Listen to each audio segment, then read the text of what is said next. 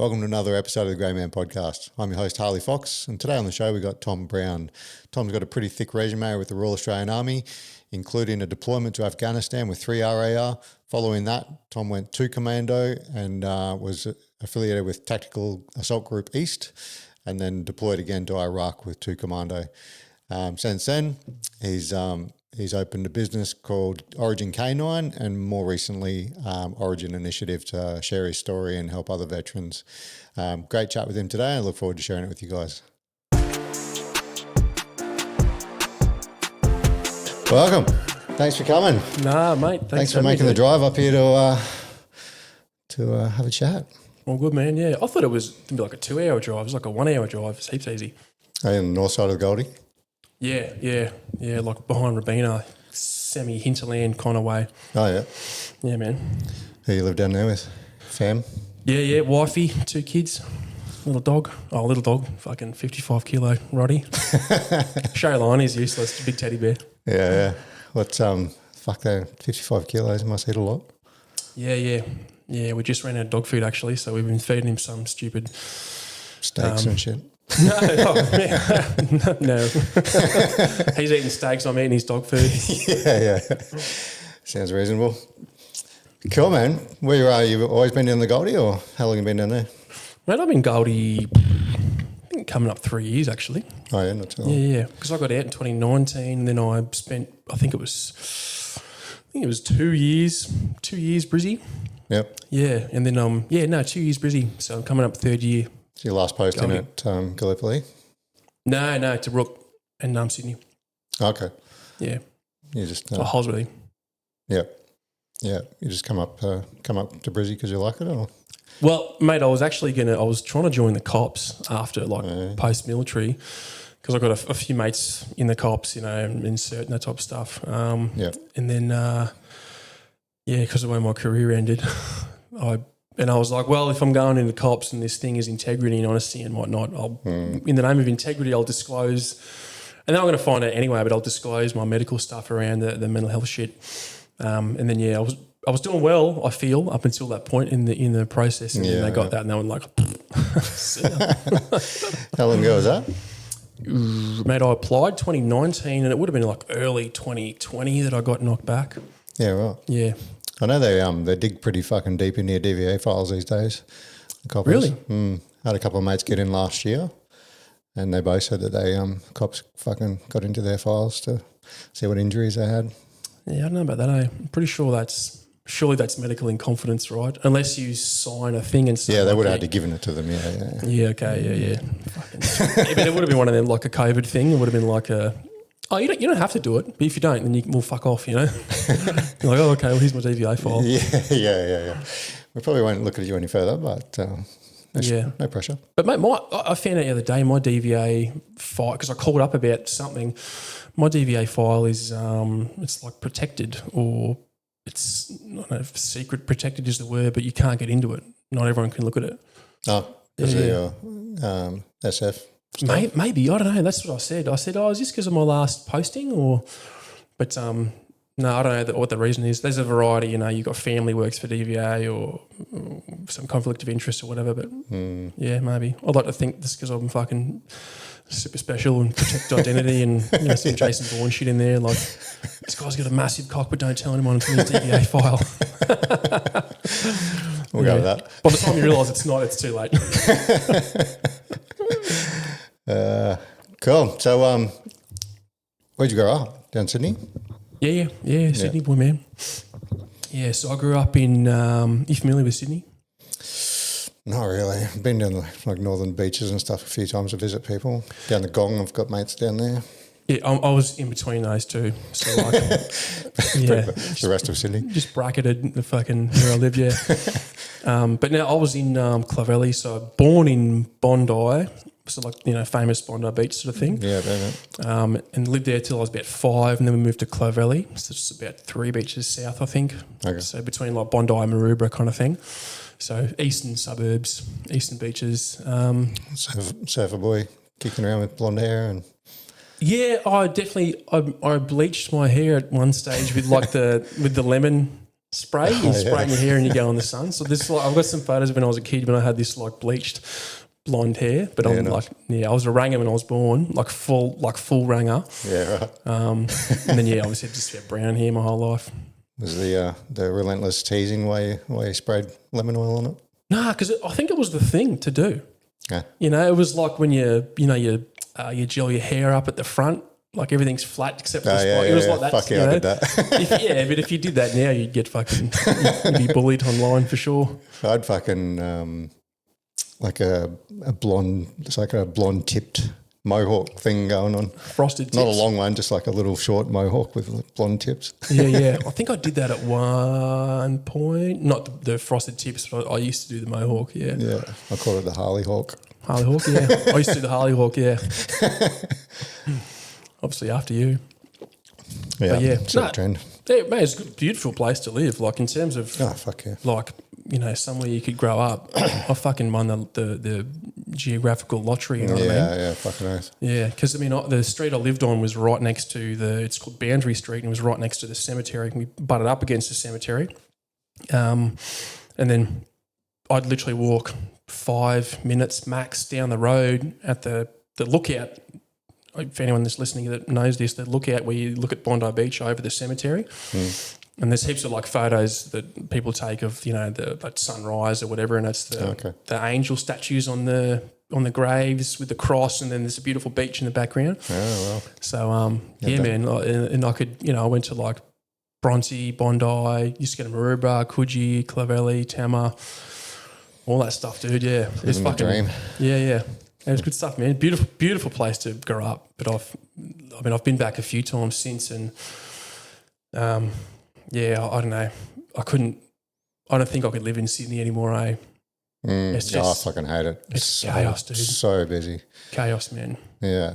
Even the city itself, like I find Brisbane really user-friendly. Like if you're doing stuff in the city centre itself, Sydney is fucking so spread out and Yeah. And the roads are small and fucking jam-packed. Yep. Yeah. I remember this meme going around a few years ago. It was like a picture of the map of Melbourne. Yeah, and it's like, all like horizontal, diagonal roads. It's it's easy to look at, and it goes, Melbourne, because we want you to get where you're going and know where you are. And it goes, Sydney.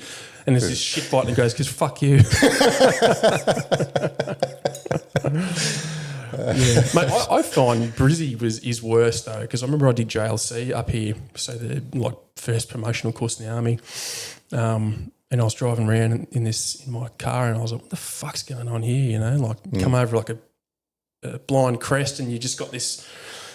Oh, is it left or right? Quick, like what's that show? Thank God You're Here, and like you go right, and you've just paid 6 tolls, and you're in North Brisbane. You're, oh, come on, man! I want to get to South Bank. Fuck it out. Yeah, if you hit one of those toll roads, you're fucked. Oh, dude, and it's just like I've almost done it myself, and I've lived here my whole life. It's never ending, and just like on the Mario Kart circuit, you're like, fuck this.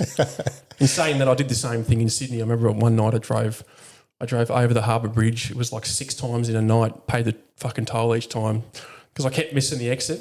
So maybe it's not the city planners. It's the car. It's the car's fault. Well, I reckon we got it easy because they're all like male names one way and female names the other way. Never picked that up. No, neither did I. I was in a cab one night. I was in my 20s, so I wasn't recently. But, he's like, they've got Adelaide, fucking Margaret, Queen, Anne, and then you got Albert, Edward, fucking George. So it's all female and male, so you know which sort of axis you're on. Yeah, that's great if people know about it. Yeah. They should tell people. It's not common knowledge, though. I was in Canada. I didn't realise this until fucking this year. I was in Canada in January, and all their street names are numbers. So it's like 47th Street East or fucking, 2nd Street North, 2nd Street East. And I'm like, it's fucking so like unimaginative. Why the fuck are they all numbered? And they're like, well, how else do you know where you are? Like it starts at 1 in the city and it goes out. So if you're at 47th Street, you're 47 streets away. It's pretty fun, clever actually. It's not art. It's like it's directions. If you're on 47th Street North, then you're going north. Yeah, but the US is the same. I think I found that out in New York. It's numbers one way and then names the other way. So it makes sense. Getting away from the CBD. Yeah, damn it. I wish we did that here. No, it's all just fucking egos. I found it. It shall be called Harley Street. Like, where am I? Where do you feel like you are? Fuck, lost. Lost Street. Cool. Sydney. So what'd you do when you were growing up? Did you have any jobs? Any waxing surfboards or anything? Yeah, a little bit, mate. I no, nothing to do with surfing. Like, I did a bit of surfing, but it wasn't my shtick, I wasn't in the surfy group. My first job was delivering medicine on a bicycle. Yeah, right. Like a medical courier for the like a local chemist. Yeah, right. Yeah, to oldies. And mate, I actually really enjoyed that job. I took it off a friend of mine. He didn't want to do it anymore, so I did it. Yeah, I used to stack some shelves and stuff. It was only a small pharmacy, but I actually really enjoyed it because, and I was about 15, maybe 14 at the time, but I could chat to these oldies, and it was nice to just talk to people. I've always been a bit of a social sort of butterfly, so. But I think the most interesting dude that I met was this guy called Colin Blades, Mr. Colin Blades, I used to call him. And that's the kind of time when I was right into my history, particularly like war history, that type of stuff. And this old dude, I went into because you'd go into their house sometimes. And then he had this big painting on the wall of this battle in New Guinea. And I was like, oh, that's the XYZ battle. I've forgotten what it was. Oh, yeah. It wasn't, New Guinea, somewhere in the Pacific Theatre of War against the Japs. And he goes, yeah, that's me in that tank right there. And I was like, fucking no shit. And this is the first time I'd ever met like a real veteran, bona fide, especially like a World War II veteran. You know what I mean? For me, it was like Hollywood. It was like for lack of a better term, a celebrity. Dude's probably dead now. He was definitely in his 80s at least. Oh, yeah. Then, and that's, what am I now, 36, fucking 20 years ago, Yeah, he ain't here no more, but Mr. Colin Blades, yeah. Nice. It's hectic. Did you form a relationship and talk about stuff? And You mean, was he a pedo or? Did he touch a special place? No, did he like tell your worries and fucking get you fucking pumped up? A couple, man, because I probably would have only done that job for about a year, maybe. Max, he was a nice guy, and I would ask him some questions, but because of the sort of transient nature of that job, I was on to the next place. I could only chat to him for a little bit, So every now and then I'd ask him a couple of questions. Sitting down for Leamingtons and fucking. Yeah. Well, funnily enough, one of the old birds did sit me down for some Leamingtons and tea once. Yeah, I've forgotten what her name was, but yeah, Colin Blades is the only one that I remembered. Yeah, but no, I think the one thing he was telling me about, because he was in some sort of like tank battalion, like some little small tank.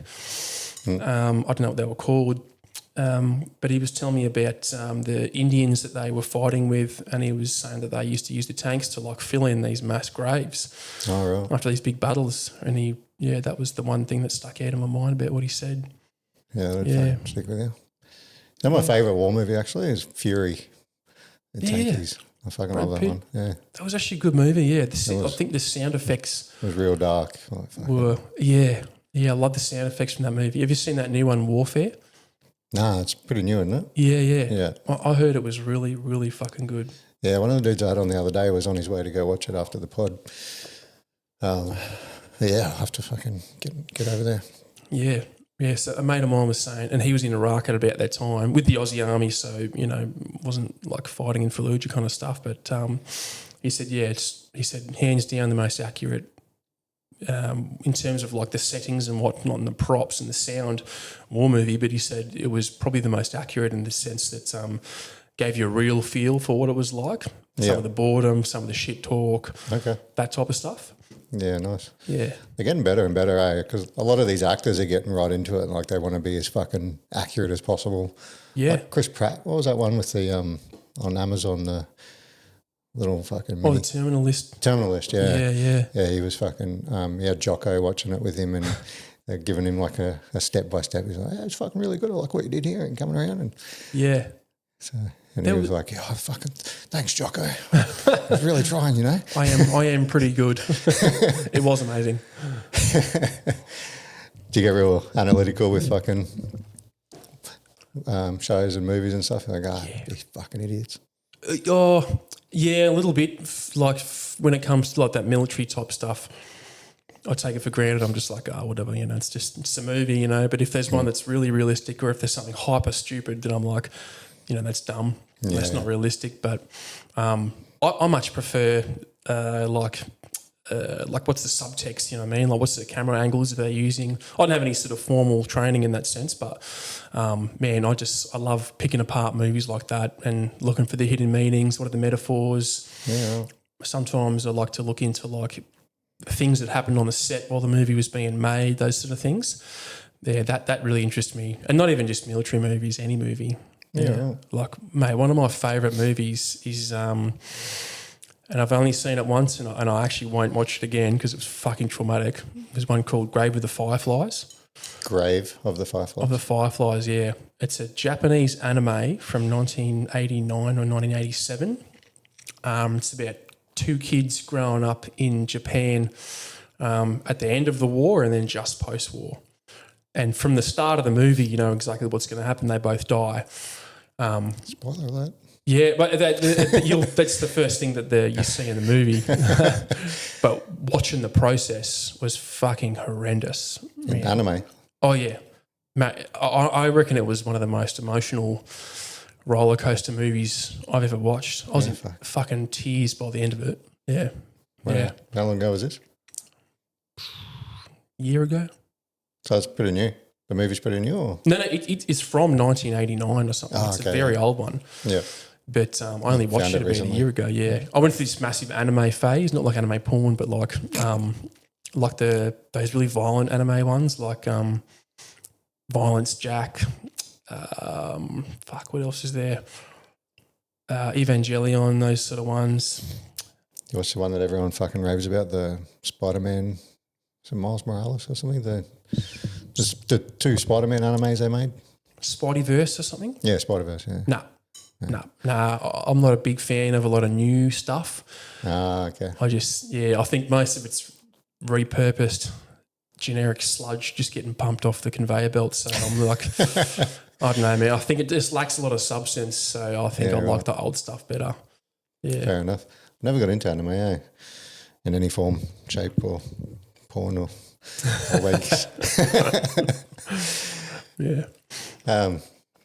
Is that something you've fucking explored? You're kind of one of those guys that knows the director of a movie rather than the actors? Nah, not really. No, I just love it's like art to me. I just love to watch it, and for me, it's like an experience. Yeah. Hence why I won't watch that one again, because I've now got my experience and my relationship with that movie, so to speak. Yeah. You know that adolescence show that they had recently on Netflix? Yeah. I didn't watch it, but yeah, sorry.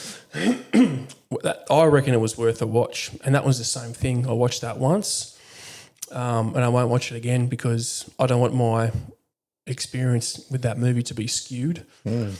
Like, I'd rather... Is it a movie or like a miniseries? Oh, sorry, the miniseries. It was 3 episodes, yeah.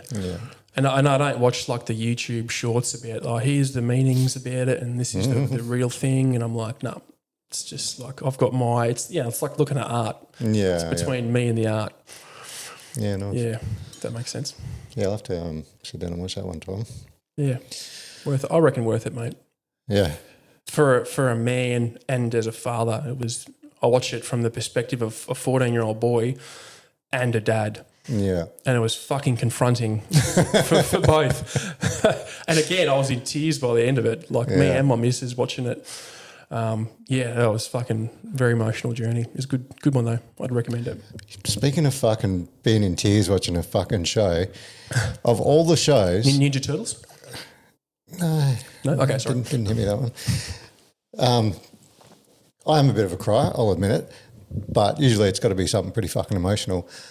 But I was watching Young Sheldon, just as like a late night fucking trying to wind down, just something dumb and lighthearted that I could just fucking chill out to before I go to bed. And anyway, it went for like fucking 12 seasons or something.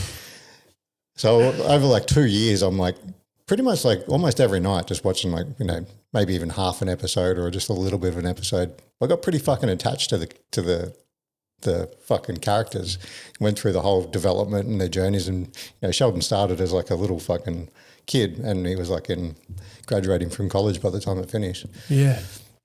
And fucking spoiler alert, the dad dies in like the fucking third last episode. So I'm fucking settling down to relax my mind and go to bed.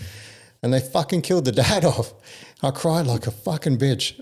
And then I couldn't stop watching then, so I had to watch the rest of it, which is another 3 episodes of just them mourning and, oh, mate, I was fucking waiting, sobbing and weeping over this fucking show that's supposed to be like a lighthearted kid show. Yeah.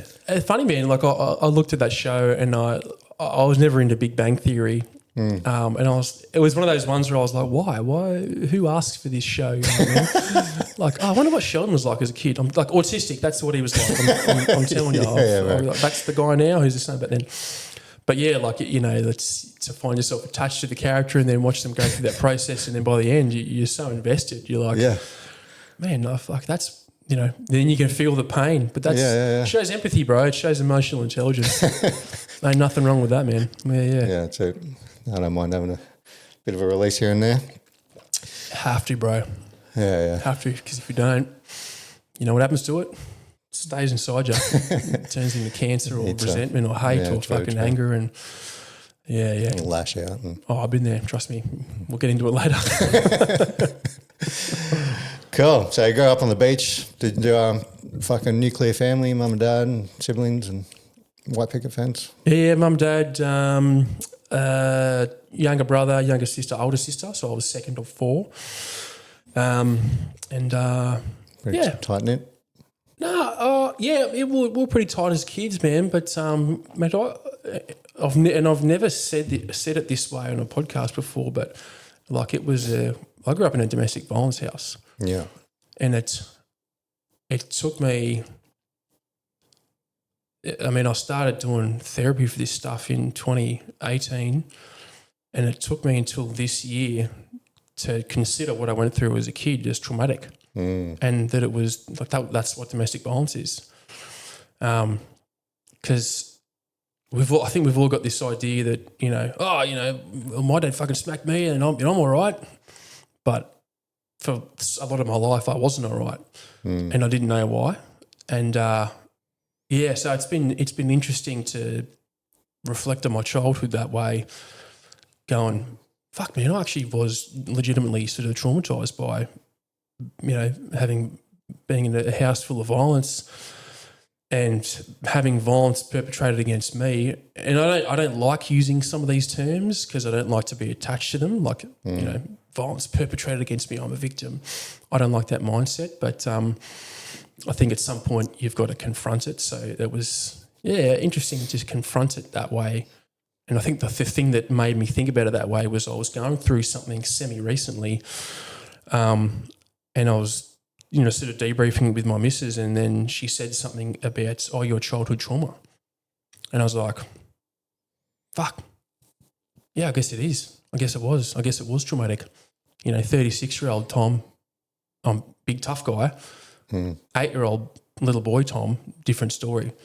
And it was probably the first time I'd like emotionally come to terms with it and been like, that 8-year-old boy is not the 36-year-old ex-special forces guy. Different people, you know what I mean? Yeah, you've got to look at yourself. I think it helps having kids as well, looking at yourself as a kid back then, because you feel like you are who you are. Right. But you got to forgive yourself for being, that innocent, vulnerable child. Yeah.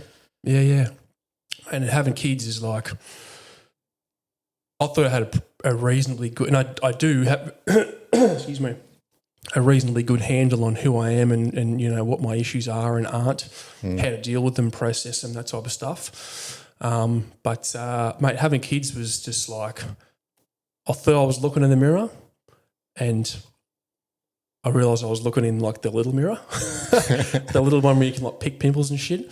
And then, I had kids and I'm like, it was like, oh fuck, there's a bigger mirror, damn it.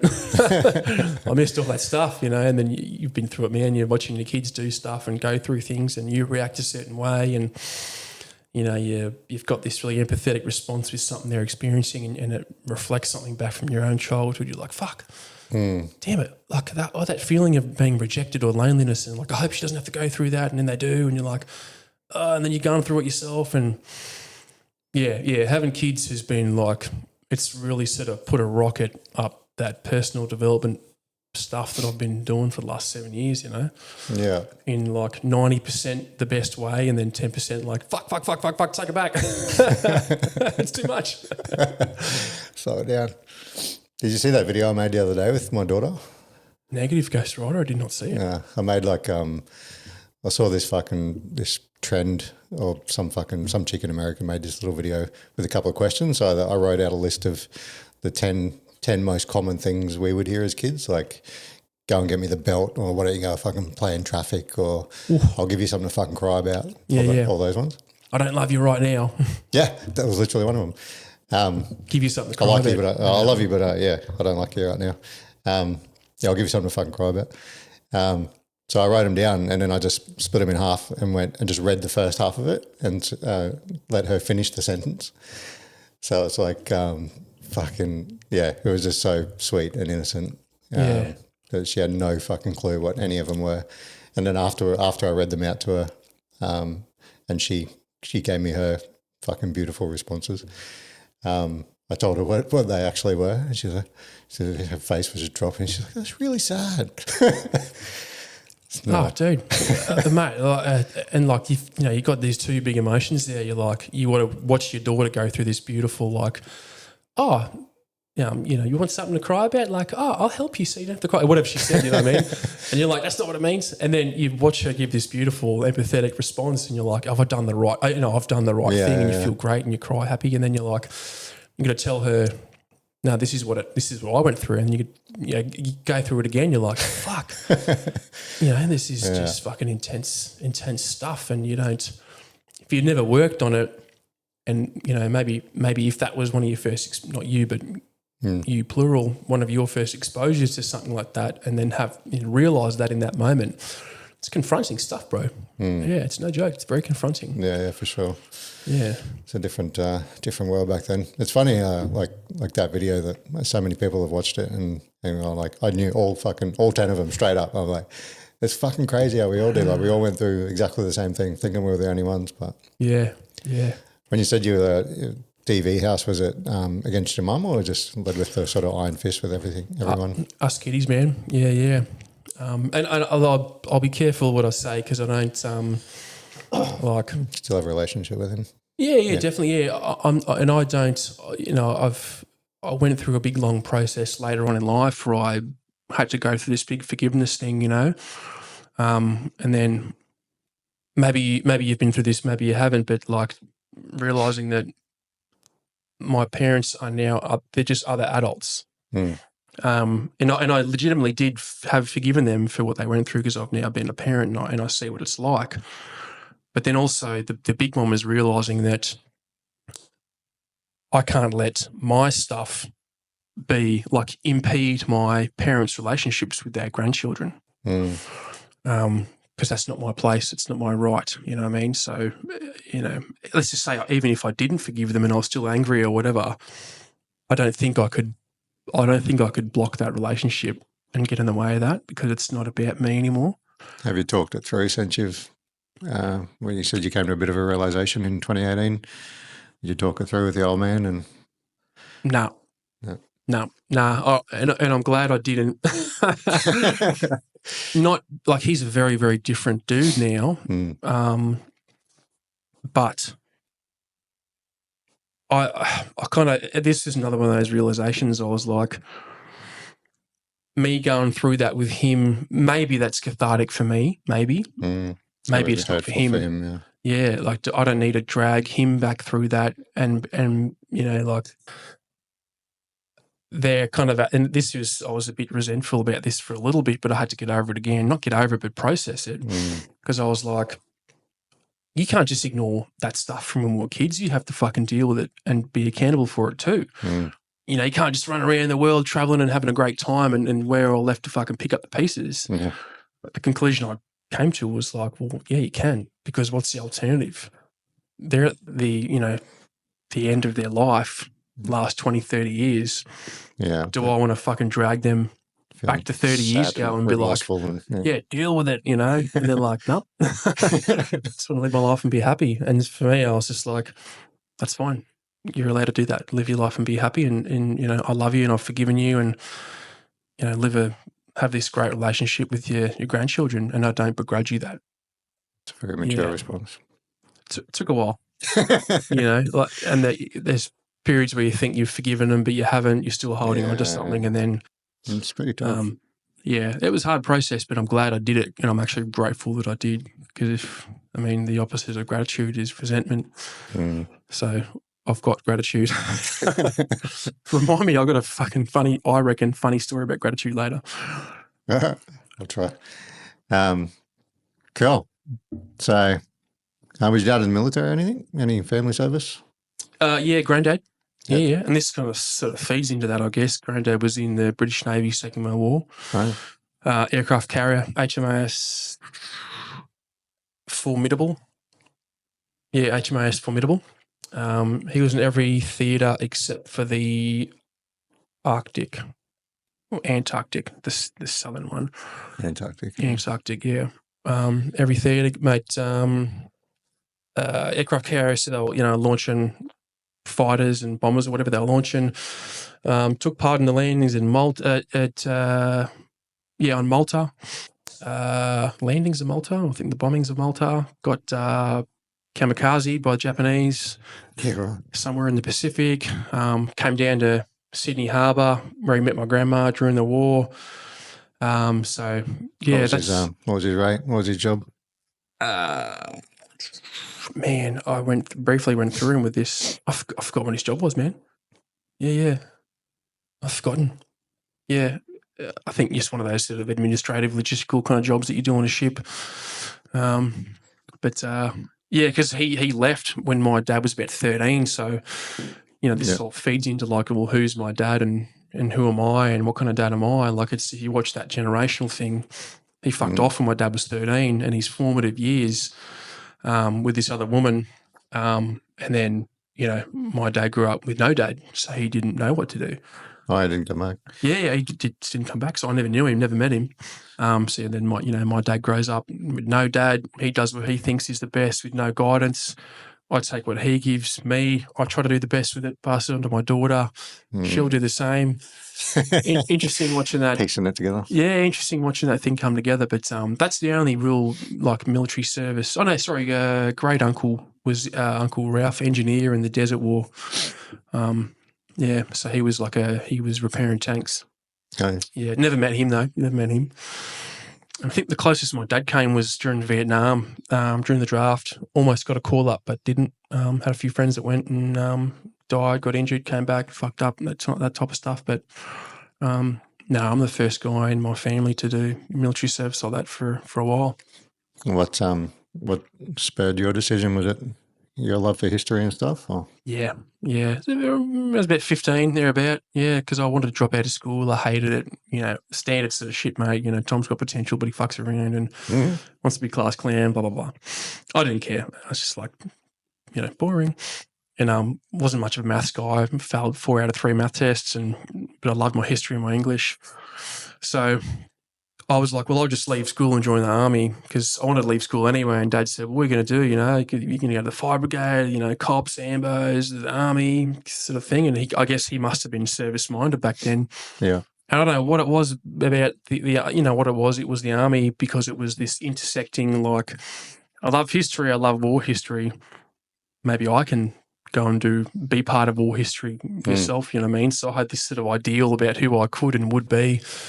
I think that was about it, mate. I just obsessed over the army, and then I sort of got onto the commando thing pretty early, because I think that was around about when they were doing the DRS thing, direct recruiting scheme. Oh, yeah. About that 2004-05 kind of thing. Yeah. So, I just sort of obsessed over it for a bit. Yeah. Is that a full-time fucking direct entry thing? Yeah. So 2D? Yeah. Yeah, 4 RR and then to 2 commando. Yeah. Yeah. But I think it started 2004 or 5 or something like that. Yeah, it's got a pretty low pass rate. Fucking went straight from school, 17 or? Well, I stayed till year 12, so I finished my HSC, which is the New South Wales, whatever the Queensland version of that is, high school certificate. And then I'm glad I did because I needed it later to go to commandos. But I joined because I got in a relationship at about 17. And then I did some travel after school, went to Europe for 7 or 8 weeks, backpacking, which is fucking sick. And if mate, young dudes always ask me about the army and shit, like, oh, I want to go and do this and do that. And I'm like, dude, gotta live a little first. Fucking, 100%. Army will always be there. It'll be the same it'll be the same spastics that they were back then in 10 years when you joined. So you're not missing out on any sort of fucking. Yeah, no rush. Go and travel, man. That's my biggest thing is just travel, see the planet, see how the rest of the world lives, enjoy it, experience true freedom, which is what I thought backpacking was. Fucking bag on your back. Not the army one. I guess I'll sleep here tonight. Oh, it's raining. Fuck. I'll just pull out this shitty towel that kind of absorbs water and sleep under it. There's mozzies. Shit. So I just tell people to just go and travel, man. But so I had this I got in a relationship with my sort of childhood sweetheart, I guess, who later became my wife, later my ex-wife. So because that was a new relationship, I was like, well, I'll just go reserves to start. So I don't fuck the relationship up and stay with her. So I did reserve Kapuka, reserve infantry, and then sort of transferred 2009. Okay. It was 2007 when I did that. Yeah. So you're just doing Tuesday nights and weekend stuff, and pretty much. Yeah, for a couple of years. Yeah, a couple of years. Yeah. And what were you doing for a day? Labouring. Just did some labouring jobs. Yeah, just picking up rocks, cutting shit. Yeah, digging holes. Yeah. Labour's fucking. Yeah. So if it's not an apprenticeship, you just. No skills. Shit kicker, yeah, no skills were learned during that time. yeah. Probably just how to fucking smash beer and yeah, pretty much, man. Yeah, I was shit. just 18, 19, or however old I was. Yeah, it was 17, 18, 19. Yeah, it was good. So you had the Miss A. You joined when you went full time. She was still there. You married? Yeah, mate. We only got divorced until 2017. So she was there for basically my whole career, minus a couple of years, about a year and a half thereabout. No kids. Nah.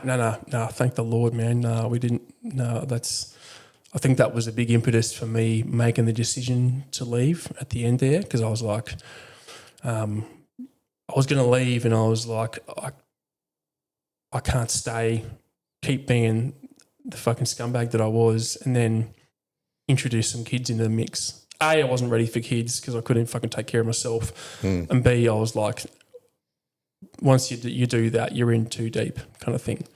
Yeah, 100%. Was there any fucking pressure from her along those years to someone keep her company or whatever? Yeah, a little bit. I wouldn't say pressure, but it was definitely on the horizon. Yeah. But looking back, it was one of those relationships where it was sort of like follow the bouncing ball. You know what I mean? And again, save money, buy a house, fucking da. Yep, get married, all that type of shit, right? White picket fence kind of thing. And I was just a young bloke trying to figure out who I was in the world, and where do I fit in, and I'm sort of a reasonably analytical kind of guy, pretty active, pretty I like to talk a lot and I think a lot, and I was always a little bit different. So the idea of following that bouncing ball, going through that normal sort of pathway in life was not appealing to me, but I did it because that was just what I was like, I guess I'm supposed to do that. Does, yeah. And we did that, and then I think I sort of, before we got to that last step, so to speak, of the kiddies, I was like, fuck, what are you doing? Get out. And it was nothing wasn't because she was a bad person. It's just because of who I was back then, so just a young dude trying to figure out the world and myself and where I fit in. You did get pretty lucky. Fucking usually it's the other way around. The kids come first, and fucking it's the easiest thing to do. Stick your dick somewhere, and fucking out pops a fucking rug rat. Yeah. I do the Exhibit A. I do. Obviously, this Origin Initiative stuff that I'm doing. It's like some presentations or whatever, and there's one where I sort of make this joke about like, hey, here's what you do to fix yourself, and I got this, you know, bit of a piss take list of 10 things to do, you know, take drugs to make yourself feel better with endorphins and that type of shit. And one of them's like, you know, relationship stress, make sure you cheat first and then leave. So yeah, do as much damage as you possibly can before you leave your relationship. But no, I'm glad I didn't have the kiddies, man, because I'd still be living that life, bro. You would have fucking stuck around out of principle. Maybe might have stuck around and made it worse. Might have stuck around and fixed it, or might have had kids broken up and then be living that divorced dad life, you know, with all that added stress of, and you know, mate, having kids now, you know, you've got no frame of reference when you hear about somebody going through a divorce or they don't see their kids or whatever. I had not no empathy, but I had no true understanding of what that meant. Now that I got kids, man, I couldn't even imagine having my kids taken away. Or the 50-50 custody, let alone having them taken away or denied to me or any of that. So I couldn't even imagine what that pain would have been like back then when I was an absolute mess to go through that. So that's another thing I'm grateful for, man. It's hard. I stayed with my ex-wife way longer than I should have, just purely because I didn't want to take that chance of losing my daughter. Oh, yeah. Mate, yeah. Mate, I had enough pressure on me as it was, internal pressure. Like, I reckon hands down the hardest thing I've ever done in my life in terms of like one action was the night I walked out, the night I said it was finished. Like, I honestly reckon I like injured my lungs from crying and like physically the sensations going through my body to like walk out the door and be like, no, I'm done. Yeah. There's a bunch of other shit, you know, I sort of didn't tell her why, that type of stuff. And, you know, it wasn't like super clean and it was, you know, messy as those things already are. But, yeah, I mean, I couldn't even imagine throwing kids into that mix. Yeah, right. Yeah. And, you know, people say, I couldn't imagine. You're like, shut up. But I mean, I really couldn't. Yeah, I actually couldn't even imagine it, you know what I mean? I couldn't imagine that pain. Yeah, lucky. Yeah. Yeah, it's a bit of a gamble as well on what how they're going to react, whether they're going to take the kids from you or it's going to be amicable or no. I got really lucky. My co-parenting arrangement is pretty fucking good, and 50-50 is pretty sweet. If you've got a good co-parent, you get fucking half your life to do what you want. It's the dream, you know what I mean? From everything I've heard, you know, like Jared Purcell, the Broken Fathers podcast. Oh, yeah, I've seen clips of it. Dude, I watched that episode with him on Matty Morris, and I will not listen to it anymore. Same shit, man. I was fucking bored. I'd never been through that shit, but I was bawling my eyes out for this dude. I'm like, yeah, right. Wow, this fucking poor guy was just pouring his heart out on Matty's podcast. And I had daughters by that stage, so I had a lot more empathy for it. But then watching this guy go through helping these other people out, watching him trying to fulfill his mission, it's I don't know, give me a whole new appreciation of what that process could have been like and what it is like for some people. It's pretty fucking ugly, yeah. Oh yeah, I'm glad. Glad is like an understatement. Yeah, fuck yeah. Cool. So you fucking infantry straight in the after your 2 years jock. So you never did full time fucking Kapuka and IETs for infantry. You just backdoored your way through the whole thing. Yeah, I even kind of backdoored my way into SF, kind of as well. But that was pretty much it, mate. And to be honest, I always kind of kicked myself over it. I was always had this little like, but did you really earn it? Are you really an infantry soldier? Because I enjoyed the army lifestyle. I did not enjoy the reality of being an infantry soldier. Sitting out there in the bush, getting fucked around with your life, you know, all that normal battalion stuff. Like, you know, I was a young, fit, capable dude, but, you know, when you sit around from Monday to Friday lunchtime doing nothing because there's a tasking coming out, maybe sitting back till fucking 4 o'clock when you've done nothing all day, so they can give you points to tell you what would, summarise the fucking day that I just lived in real time. And then Friday afternoon, they're like, hey, we lost a 66. And I'm like, oh, is it in the Q store? No, let's go and dig a fucking hole looking for it. Oh, it's in the Q store. Nobody's fucking leaving. Yeah, or like, let's get the riot gear out and do training. I'm like, cunt, it's fucking Friday afternoon. We did nothing all week. What riot training? What riot? Literally just to fuck with you. Yeah, that type of stuff. And then, I'm not like a particularly precious guy, but, I did not enjoy living out in the field for extended periods of time. What company with you? Or battalion? Oh, so I went to 3rd Battalion, so 3 RAR in Sydney. Yeah. It's 2010. How much time are they spending out bush? Fair bit. Yeah, it was like pretty much like sort of back-to-back exercises. Oh, yeah. I think kata, combined arms training activity was the first one I did, and then there was like talisman saber and strike something strike or whatever the fuck it was, and a few ones like that. It was like there was there's times when you're really enjoying it and you're sitting there doing something cool or do some big live fire attack and you're like, oh yeah, I've been able to use my training and This is sick. yeah, it's a bit of fun and but mate, I just did not enjoy that.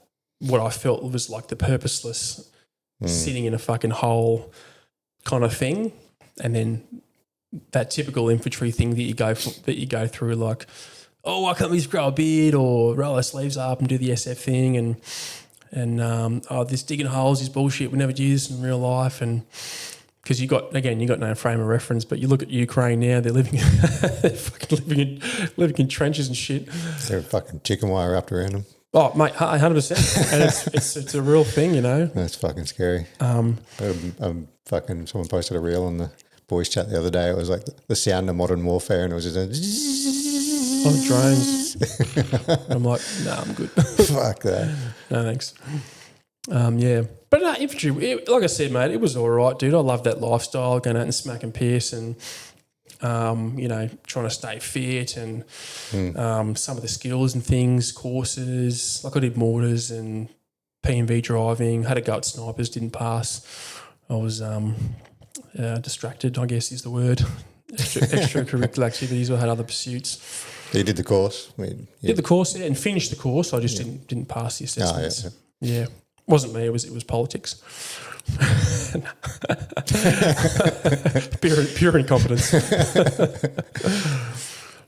But and then that was Sydney, and they were still para at the time, and we had what's the word I'm after, the para fitness assessment, PFA, which is the parachute fitness assessment to go down to do the course at Nowra, and it's basically a BFA with heaves.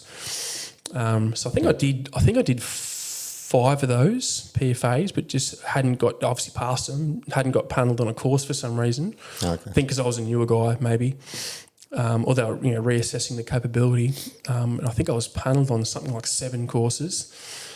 One of which I was supposed to do on the Monday, then I got called in on the Sunday to look for my med docs because I couldn't find them. What the fuck? Went down there for 3 hours, sat around not looking for them because I wasn't allowed to for some reason, and then they couldn't find them, so I didn't get panelled on the course.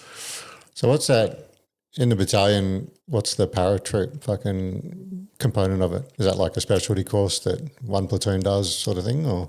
No, so the only specialty para course in that unit was for recon snipers, and that was the RAPSL, so Ram Air Parachute Static Line, RAPSL. Yeah, it's basically like a steerable parachute, the sort of curved one as opposed to the round one.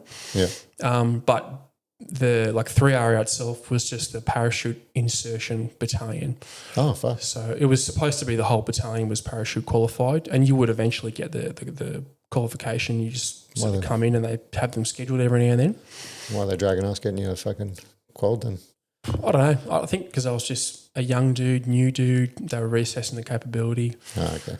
But yeah, the last para course that unit ever ran, the OC of Charlie Company took my spot, and then he went down to Nowra and failed the para fitness assessment because I think you do it again on the first day, and he failed the heave component, lost his spot, didn't do the para course, and I fucking missed out. Fucking hell. I was so dirty. Yeah, that may not be the real story, but that's what I remember.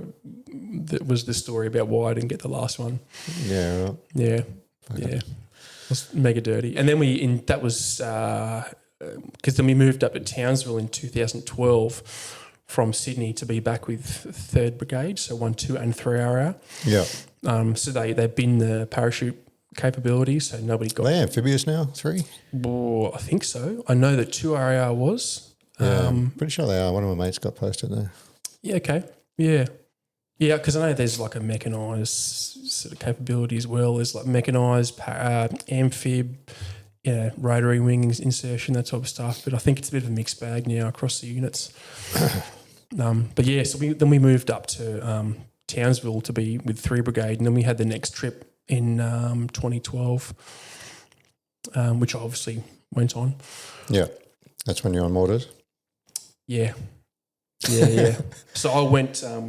I did that deployment with the support company, so I was down in mortar platoon. Just because as good as they say, fucking flip-flops and barbecues, or yeah, a little bit. Yeah, it wasn't a particularly fucking stringent fitness routine, and yeah, right. And they weren't like sacks either, you know what I mean? But it wasn't like the recon platoon or the snipers sort of thing. It was just like whatever. Yeah, I think it was recon snipers was like the elite of the support company, and then mortars and signals. I think there might have been someone else in there, but Heavies. Heavy weapons. Sorry, yeah. So I think snipers recon was like that elite part. Bellies, so heavy weapons was maybe like a lateral step, I guess, and then there was mortars and SIGs. Just sort of like the bottom feeders. It's like, oh, good on you guys. I don't know anyone in fucking mortars that doesn't like mortars. Fucking. I liked it, man. It was fun, but I wanted to be like doing infantry stuff, even though I fucking hated the training, and then I hated the bullshit part of it. I wanted to do like the real part of it. Yeah, okay. If that makes sense, the overseas part. So where did you deploy with mortar platoon? So we were what we call MT Delta, part of MT5, so Mentoring Team Delta. We went up Chora Valley. So did you go to the GAN? Are you familiar with it? No. Yeah, okay. So it's everyone knows TK, Tarancot. That's like the main base, and then I think it was just north of that. It goes into like Door of Shan, Bellucci Valley kind of area, and then it goes through this. It's called the Chora Bellucci Pass. I think it's the Bellucci Pass, one of them. The valley goes really thin, and there used to be a lot of ambushes and stuff in there, and then it opens up into the Chora Valley. Yeah. And I was up in the Chora Valley in what was previously called Patrol Base Lock, so Matthew Lock that died in SASR, and they renamed it to the Afghan name, which is FOB Mirrorwise. Okay. Yeah. How long were you there for? I did 6 months there. 5.5 months, I think. Yeah. Whatever, like the 5 minutes short of everyone getting a rock all timing was that they accidentally organised like that. It wasn't deliberate. I just missed out. Sorry. I heard you on another podcast saying that you're always putting your hand up and fucking nagging and getting into trying to get on recon fucking missions and stuff, or. Yeah, I was a fucking pest. Yeah. My section, again, this is another one of those things where, time and perspective and life experience gives you a sort of a fresh eyes for. My section commander, I don't think he was particularly enthusiastic about the whole experience. He had, a wife and 2 kids. I think he just had semi-recently another young daughter. So he had 2 kids at home. Basically in the same stage of life that I am in now, and then going to Afghanistan where I was 23 years old, like fucking whatever, my mindset was that I might die on this trip, and I'm fine with that. So he didn't want to do a lot. He wasn't very proactive about getting out. He didn't really care. I don't think he wanted to be there either. Which you can understand now. Yeah, to a degree. Like, I don't think I understand it, but I can appreciate it, if that makes sense. But yeah, man, I was a fucking pest, mate. I was always, because mortars were on base. We were part of the base defence plan, and I was driving the PMV, the Bushmaster. So I was kind of shackled, so to speak, to those two capabilities. Which is a lot of sitting around. Yeah, and I fucking hated it. I was like, as a kid, I was like, well, I want to go and be a war hero. I want to go and be this cool guy that does cool stuff and have mad stories and, add this sort of depth of character to myself that I thought I didn't have.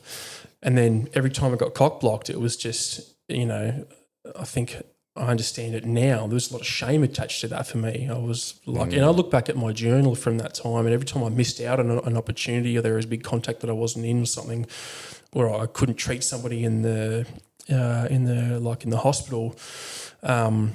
It was a big hit to my ego. It would sort of fuel a lot of that insecurity, and I felt a lot of shame about it. Best way to deal with shame is anger, obviously, and to deflect it and blame people. So that was kind of my go-to. I was just like, fuck this and fuck that, and the fucking army, it's all bullshit. And so what I said in your journal. Yeah. I can, that resentment and that, what I know now is shame, was like palatable.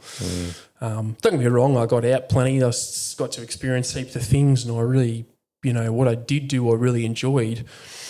But war was, at least my first experience of war was really that 90% boredom, 10% action kind of thing. Yeah. But it never, my experiences never scratched that itch, man. I was never in that big gunfight that I always wanted to be in. There was. There were a few, but I missed out on them, or they were like over there kind of thing, and I was here, So I was never dodging bullets, kind of engaging the enemy. But I got to treat a few people medically, a couple of missing limbs, or just help out and, stand there and sort of like cut the oranges while the meds people were doing stuff and holding water bottles and watching it. And I'm like, it's pretty cool. Like, I'm all right that I'm not treating. At least I'm here watching it, and it's an experience. But some of them I did, and I got to do some treating, and it was, it was very token, like, all right, come on, Brandy, get over here, fucking throw the fucking thing on, and I was like, yes. I do the thing, and it was exciting, and I was like, yeah. And then getting out on patrols, I'd do whatever I could, man. But it was mostly like carrying equipment, and because I'd done / failed the sniper course, and the guy that ran the course was there, and he's like a good friend of mine. Okay. He tried to get me out as much as he could with him on patrols, OPs and stuff. So, what I did do, I really enjoyed, man. Yeah. Again, time perspective, mate. I look back and I'm like, I was like out patrolling in enemy territory, so to speak, with a fucking loaded rifle with, grenades, and I think I had grenades and all this ammo strapped to me, and a helmet and body armor in case we got fucking blown up, and all these little things. And like, it was real, what I mean? It just probably fucking worked out best case scenario. Yeah, to a degree, you got to be there and not fucking lose any limbs. Yeah, and we did lose a few. Like, we lost some dudes on the trip that got killed by that Heckmatula dude. Curtis McGrath was on that one, the engineer that had his lost his legs. And I think I was looking at some helmet cam footage of mine, and I was on a couple of patrols with that guy. Oh, yeah. He didn't lose his legs in our valley. I think it was somewhere with Charlie Company. I think it was Mirabad Valley, maybe. But yeah, man, out of that, man. Like, I remember at the time I was very bitter and twisted, and it wasn't the war movie, big validating exercise that I wanted. But you always want more, eh? If you were there and you got 3 kills, you might have been fucking sad you didn't get 10 or fucking. Yeah. And there's mate chasing the dragon, dude. Yeah. Hence why I went to SF. I was chasing the dragon. Like, I remember one day, and I know now that it was the cats. So SASR, and I was up at this tower at the up in the hill of where we were, at the helipad, and we were waiting for something to happen or to come in or whatever it was, resupply or something. And it couldn't happen because we didn't know why. And then, I watched these like 3 or 4 Black Hawks fly around the valley, real low, and they fly in and they land this big fucking dust storm. They take off again. You can hear this like, like 30 minutes later, the choppers come back in and pick the dudes up. And I was like, oh, so this is on the first deployment. You saw that happening? Yeah. Literally just sitting there watching it. Made you hard. And you're like, oh, yeah. I was like, fuck. I was like, that's what I want to be doing, not sitting here rotting. Yeah. Eating delicious duck breast and the stuff that, trying to fucking get my missus to send me protein powder because we're, the food was low or whatever it was. So, yeah. So fucking, is that the first thing you did when you got back then? Fucking put your name down for selection or? No, not first thing. So got back from that trip and then I had this like a hernia, like a hernia. Yeah, I had this inguinal hernia, so a bit of my intestine poking out my fucking abdominal wall, little bump, and I'd like push it back in. And I hid that during the trip, obviously, because it was fairly debilitating. Anytime I had to like carry weight or pick something up, it would like pop out because you're using your abs. So I had this like gurney truss thing that I used to wear to keep it tucked in secretly, keep myself tucked. And then I got some surgery for that. I think it was like early 2013 because we got back late 2012, November I think it was. And then got that surgery. So I was like medically downgraded for a bit. So I was kind of like biding my time so I could get out. Put my app in, but because I think post-trip they were losing a lot of guys that had this big retention issue, which they do after every trip. They wanted to retain people. So the best way to retain them is to fucking cock-block them, right? It's not to give them incentive to stay. It's just to force them to stay. So I think they were like denying SF apps, saying that they're like, no, I'm not going to process any apps. And in the meantime, I had this big run-in with my platoon staff. Like I was always a pain in the ass for some reason, whether it was the right reason or the wrong reason. Still a digger at this time? Yeah. I'm forever a digger, mate. Yeah, even in the unit, like I never, nah. But they tried to. Now remember, we just did a big 6-month trip. Fucking shoulders caning, some stretches out. With this big 6-month, 5.5-month trip, we lost some guys and had a few mates that were injured, and we had some guys that were badly wounded, and there were some dudes that weren't doing too well, and away from the family. And my missus was still in Sydney, and I was in Townsville. So I was like, well, surely there's got to be some sort of like compassion here. We did the post-deployment leave and whatnot, but I was injured, and then in my mind, I was like, well, I've sort of done my duty. Like, going back to doing an exercise or something wasn't very palatable to me. And I was injured on restrictions, and it was, can't lift more than 10 kilos or whatever it was. And then one day they had this, they were going to tally or something, and I wasn't in the platoon because I was injured. Mech 3-1 or whatever the fuck it was. And they said, oh, hey, just come in tomorrow and see the lads off, because I was supposed to go and leave. Come in tomorrow and see the lads off. And I was like, well, I can't do anything, but I'll be there in spirit, to fucking be like, well done, go and have a good exercise kind of thing. Have fun in the jungle. Yeah, I'll be on fucking leave, And it's like 3 a.m. So I was like, okay, cool. I'll rock up. So, I rocked up there and gave him a hand as best I could. And then old mate was like, yep, all right, chuck your gear in the truck. And I was like, what the fuck do you mean, throw my gear in the truck? And he's like, oh, for the exercise, man, like throw your gear in the truck. And I had nil-by gear because I wasn't going in exercise. It was like 3 a.m, like, let's go. And I said, oh, I thought I wasn't going. I've got leave and I'm on these med restrictions. And then this is just, again, my memory of it, but old mate was like, no, sorry, man, things changed. Throw your gear in the truck. And I was like, well, how about this?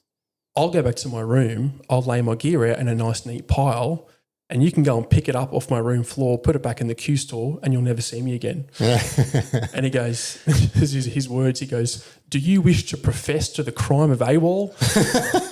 And I'm like, yeah, I fucking do. Is this a corporal?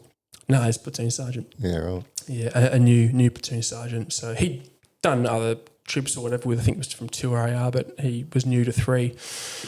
And we had this new subby, new platoon commander. And then he was. So they were aware that you were supposed to go on leave, and they were trying to fuck you. Again, this is my memory that I already had leave, or that maybe I was under the impression that I was going to put leave in, whatever it was. But like, I was not going to do the exercise. Yeah.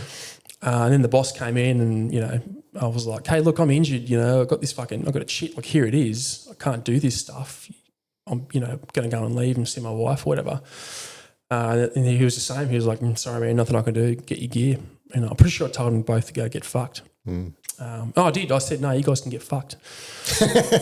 And they were just like, I'm a fucking platoon sergeant, whatever. And it's just this, for lack of a better term, belligerent digger,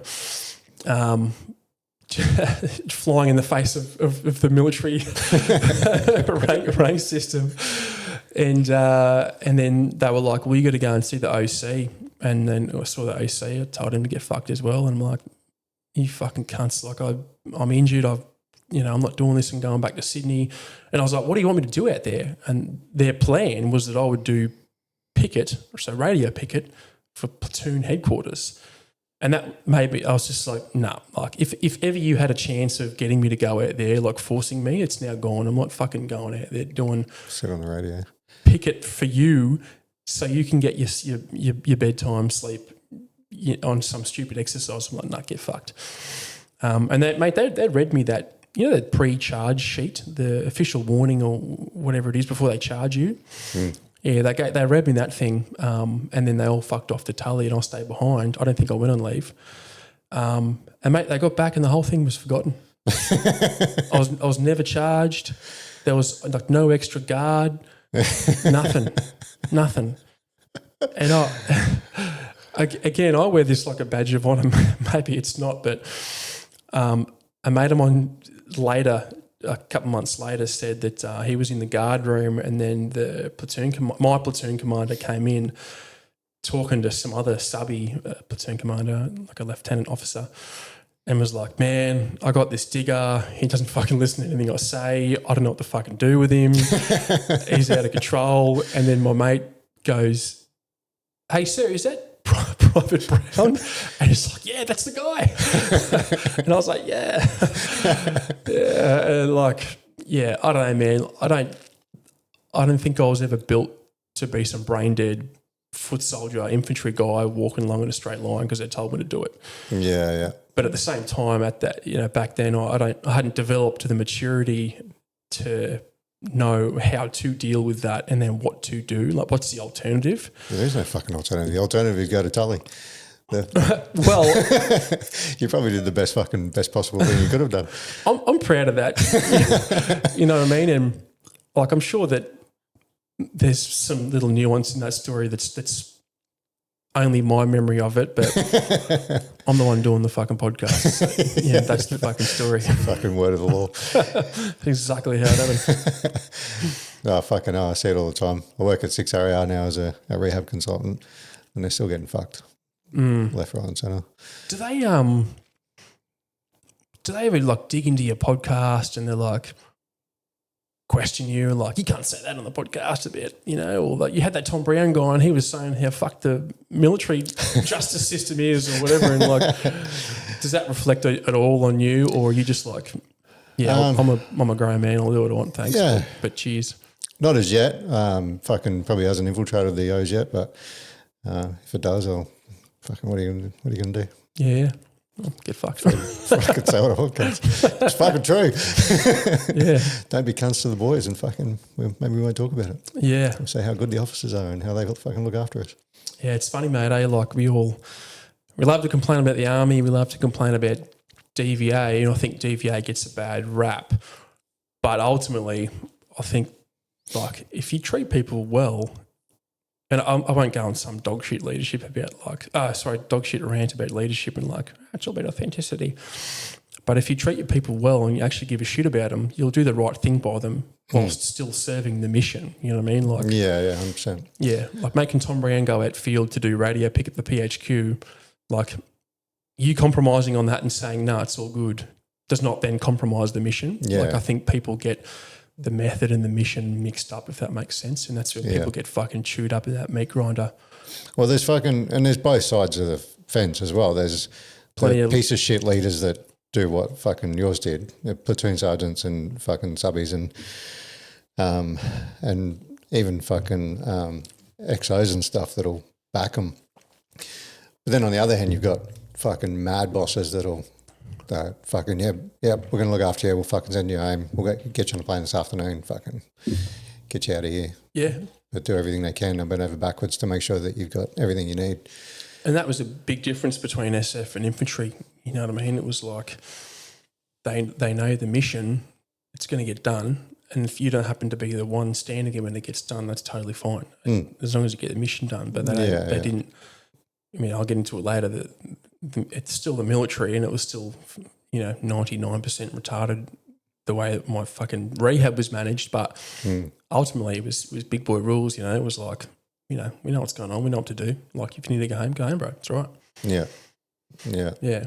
But yeah, like you said, there's the flip side, right? Like, I was still a massive pain in the ass digger. I could have done things so much better than I did. I didn't have to be so belligerent and obnoxious. Yeah. They definitely could have gone very, very, very differently when they got back. Yeah. And also there's piece of shit diggers that are fucking malingerers and that are just trying to get out of things and that maybe shouldn't be there. And it's not always cut and dry officers versus the what do you call them, the ORs, So and sometimes they have fucking few bad experiences with cunts taking the piss, and then they're like, no, these fucking diggers, you're going, cunt, get on the truck. 100%. And like for every dumbass rule, there's some dude that fucked it for everyone. Yeah. Doesn't, it's no consolation when you're the one that's been told you're going to do radio, pick a dead and tully for 2 weeks or whatever. But I'm like, well, that sucks for Jono that he didn't do that well, but I'm not Jono, so you can get him to do it. Yeah. So fucking they got back, you're off the hook, and then fucking how long before you stay in Mortars for a while, or? No, I went back to Charlie Company. So I was I was Charlie Company before I went to Mortars. So back in my original company. Yeah. Now how long before you got a chance at selection? So they were denying SF apps at that time. I just waited till I medically upgraded, and then if you need to take a break too, by the way, I can talk like a motherfucker, man. So if you need to take a piss or something, it's all right. No, it was my fucking... I can make it feel like you're living this thing real time. So, walk down the breezeway. I went to the gym this morning and fucking... My EP was fucking... I don't need to show off. Smashed me. Mate, this sore shoulder I got is because I slept in headphones the other night. So, Put a pair of these on. Yeah, pretty much, yeah. At least yours is like a gym injury. Mine's just like, it's old man injury. Funny. But they were denying SF apps because they wanted to retain guys, and I had this big run-in. So that was the point of that story. I had this big run-in with the staff. So then I put the discharge in, and they were like, "Yep, all good, fuck off." And it said on it, member is confrontational or whatever it was. Recommend not reapply. And I'd love to dig it up, but I'm pretty sure my discharge said, like, you're not going to reserves, you're just gone, you're out. But they didn't collect my ID. I don't think my email was shut down, nothing. So I left. Obviously no farewell, no handshake, no nothing. I left, went back to Sydney, and because there was no transfer to a reserve unit, I just called up a reserve unit. And this is what I mean when I said I backdoored it. I said, "Hey, my name's Tom Brown. I just came from 3RAR. Like, you guys got any spots there?" Yeah, no, I fucking love it. And I was like, "Cool, I'll come in on Tuesday." Went in, not shaved, wearing civvies, and I was like, some sort of administrative error, like I think I need to be put back in the system. So I think my DRN had to be like reactivated or something. So So again, this is just my memory. I was not a soldier at all. Like, that was like... You probably ticked the box on the discharge form. There's like a stay reserve box or whatever. I think it was like an inactive reserve, like, and I think I just... Circat 2, I think. Yeah, it was like Circat something. Yeah, it must be 2, I guess. And then I just called them up and was like, hey, I'm good to go now. And they're like, yeah, sweet, come on in. But on the thing, it was like, yeah, no, don't come back. and I again, you know, classic, you know, young, sort of immature, my way or the highway kind of guy. I gave them this little speech about like, hey, I'm not here to be your fucking friend. I don't want to do your stupid exercises. I don't want to come here on a Tuesday night. I just want to put my SF app in. So can you sign my app? Who are you talking to with that? One of the subbies. Yeah. I think I even said it that way too, or close to it. But I guess as a reservist, what are they going to do? Like, you call me sir, like, get fucked, see ya, bye. I'm sorry, come back here. So I think they were fairly forgiving in that sense. And he was just like, yep, no stress, man, all good, whatever. And they did it, filled the app in, you know, went and did the barrier, passed it, and then got on selection in early 2014. Yeah, right. So how long were you out for in that little stint of fucking off from full-time and then going back to a unit? Mate, I think it was like 3 months. Oh, fuck, not long at all. I think not long. So you went back with the sole purpose of, I'm going to go SF. Yeah. Right. Fucking hell. I would have gone through it back in 2013 if the unit had let me put my app in, but they didn't. So Yeah. I just sort of made my own rules. Fuck, you got pretty lucky there. Yeah, in a way, man. Yeah, because I know a few other guys that were there at the time that had their apps denied, and they were just like, you know, that's shit. Then they got out and just went off and just did other things and didn't pursue it again, you know. But I think because I'm like, if nothing else, I'm fucking a stubborn man, so I just stubborned my way in there, you know. It wasn't particularly finessed or skilled or nuanced at all. I was just fucking some 19-year-old subby, you're like, I'm going to be SF cunt, sign this. yeah. So, you know, to him, maybe I would have been like this 3RAR god that had just been to Afghanistan, like some full-time guy, like, I don't know. That's what he says. Oh, fucking 100% it would have been. Yeah. Especially a Choco fucking subby. He's probably only done the fucking, you know, the Choco equivalent. Because I did it, I transferred to O's. So you do training blocks. So you do 2-week training blocks. So there's 5 training blocks to become a commissioned officer. So if you do them all back to back, you can go from being in high school to being fully commissioned within 6 months. Shit. Yeah. Yeah. And then, because what's the full-time one? It's like 18 months at 18 months, RMC, three phases, 18 months, Yeah, hectic, man.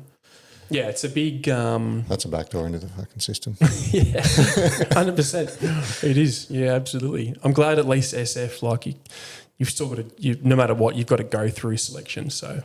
Yeah, I love that about fucking SF and certain stuff, that it's like the last remaining place where there's still gates and barriers where you've... Yeah, the last bastion of standards. Yeah, fucking hell. Everything else is just like, remove the gates, let them in. Yeah. For fucking 13 minutes is too fast. Like, okay, that's okay. You can come in anyway. Yeah, it is a bit unreasonable. 16 minutes is 5 push-ups. Yeah, it is pretty hard to do 5 push-ups. Don't worry about it. Yeah. You haven't trained, that's fine. Get them. Go in there. Yeah, but about 3 months made it up, but I was out, went back in, did the app thing, and then in that time I went back to that same labouring job, had a bit of fun just mucking around there, and then got married as well, and then was your wife a bit of a calming influence on your fucking recklessness? No one was a calming influence on my recklessness back then. No. My poor wife, man, like I've got a reasonably sort of strong, stubborn... Is the camera still going? Yeah, I just saw it fucking change. Thank fuck. I can be pretty singular in my purpose, in my thinking, in my mindset, and I can, you know, inadvertently steamroll people sometimes. And, you know, as I was as a young dude trying to figure out who I was and where I fit in the world and who I am, and she was going through the same thing.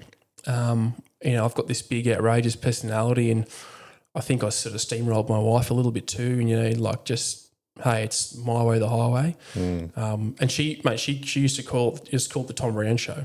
Like, everything's about me, and everyone else is just an observer in the audience, you know. So dominant personality.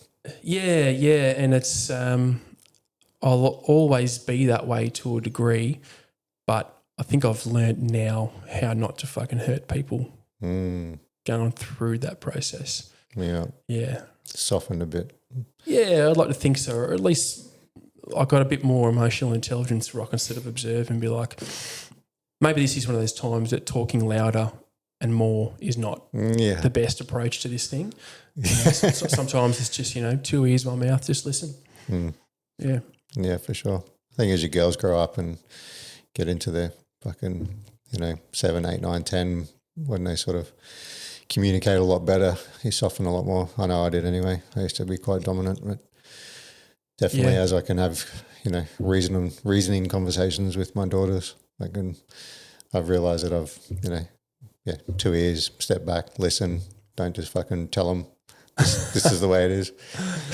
Yeah, it's especially with kids, mate, because my daughters are 3 and 1. One of them can talk and think and analyse things and ask questions, the other one can't. And then, now at the age of 3, a 3-year-old's not what I thought a 3-year-old would be. I thought a 3-year-old is still like, walking around bonking their head on things. Mate, they're fucking talking, asking you things, remember stuff that you said, they know when you're in a bad mood or you're upset. So that's been interesting too, because I've got to tune into that and be like, I can't do the Tom Brown thing, not as much, or at least I've got to be more careful. I can't do the Tom Brown thing and be like, oh, I'm in a bad mood. Well, guess what? Everyone's in a fucking bad mood today. So I got to be really careful with that stuff. And even today and yesterday, I went through the same thing, there's always a reminder, bro.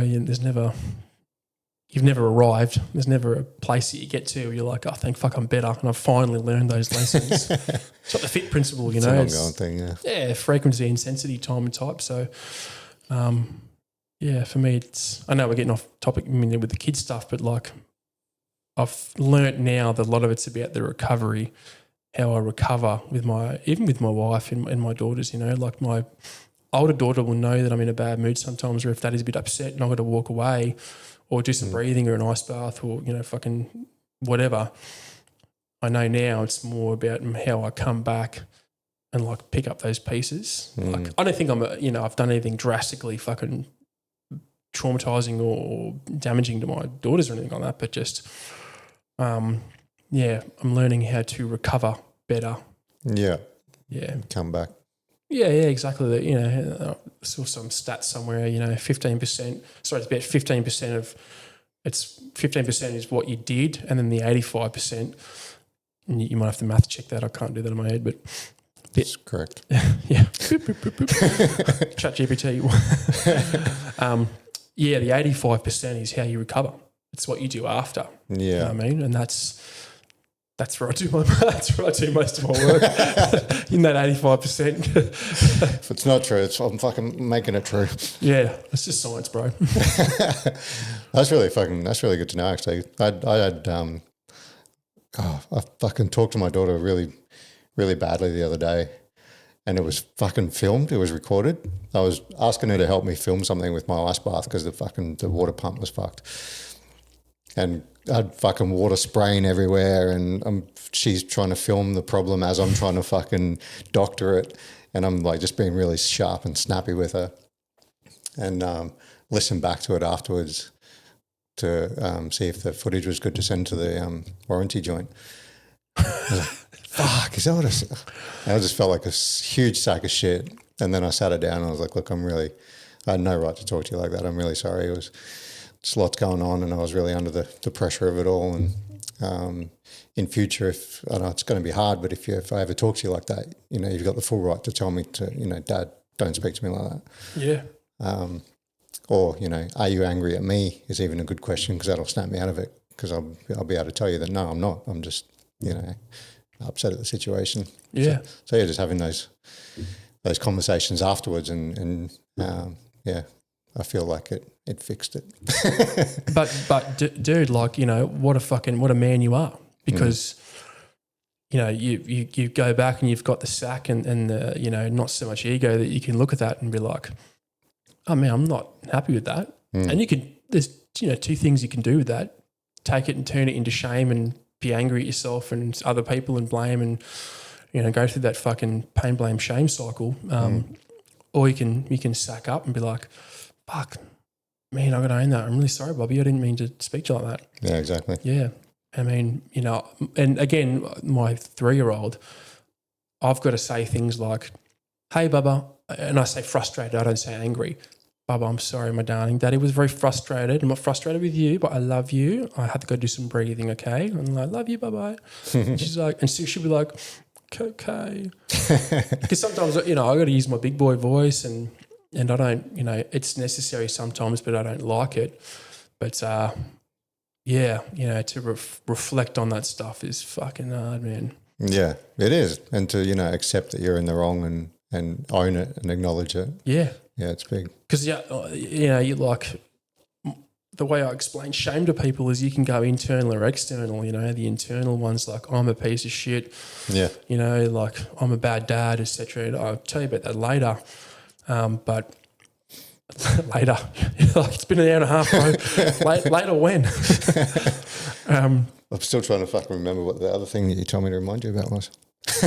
Gratitude. Yeah. Gratitude. Or you can go external, you can be like, we fucking didn't hold that thing right. Why were you fucking filming me when I'm supposed to, what are you doing? It's your fucking fault. Yeah. And mate, 100% full clarity. Like like yesterday and this morning, I was still going through a bit of that shame for some work stuff, the stuff I wanted to do, and I couldn't do it the way I wanted, and I was frustrated, and I was like, that was shame for me because I was like, I'm trying to contribute and do things and be better, et cetera, et cetera. So I got a bit fucking pissy with the family. Didn't want them to see me all pissy, so I avoided them. And then I can go internal or external. So I did a bit of internal, like I'm a piece of shit. Then I went external and blame. And I was like, it's my wife's fault because she makes me, have to come up to the house and help with the kids when I should be working. It's the fucking chiro's fault because I got this appointment that I booked on Tuesday, but Monday, Tuesday is my work day. And I'm like, remember that surgery I had cancelled? That doctor still hasn't called me. What a piece of shit. What kind of doctor is that? You know what I mean? Like, why do I have to call you? That business that I called that didn't answer, fuck that fucking business. And like, you can go to all these rotten places, and I do sometimes, and we all do, but it's that catching yourself thing, you know what I mean? Yeah.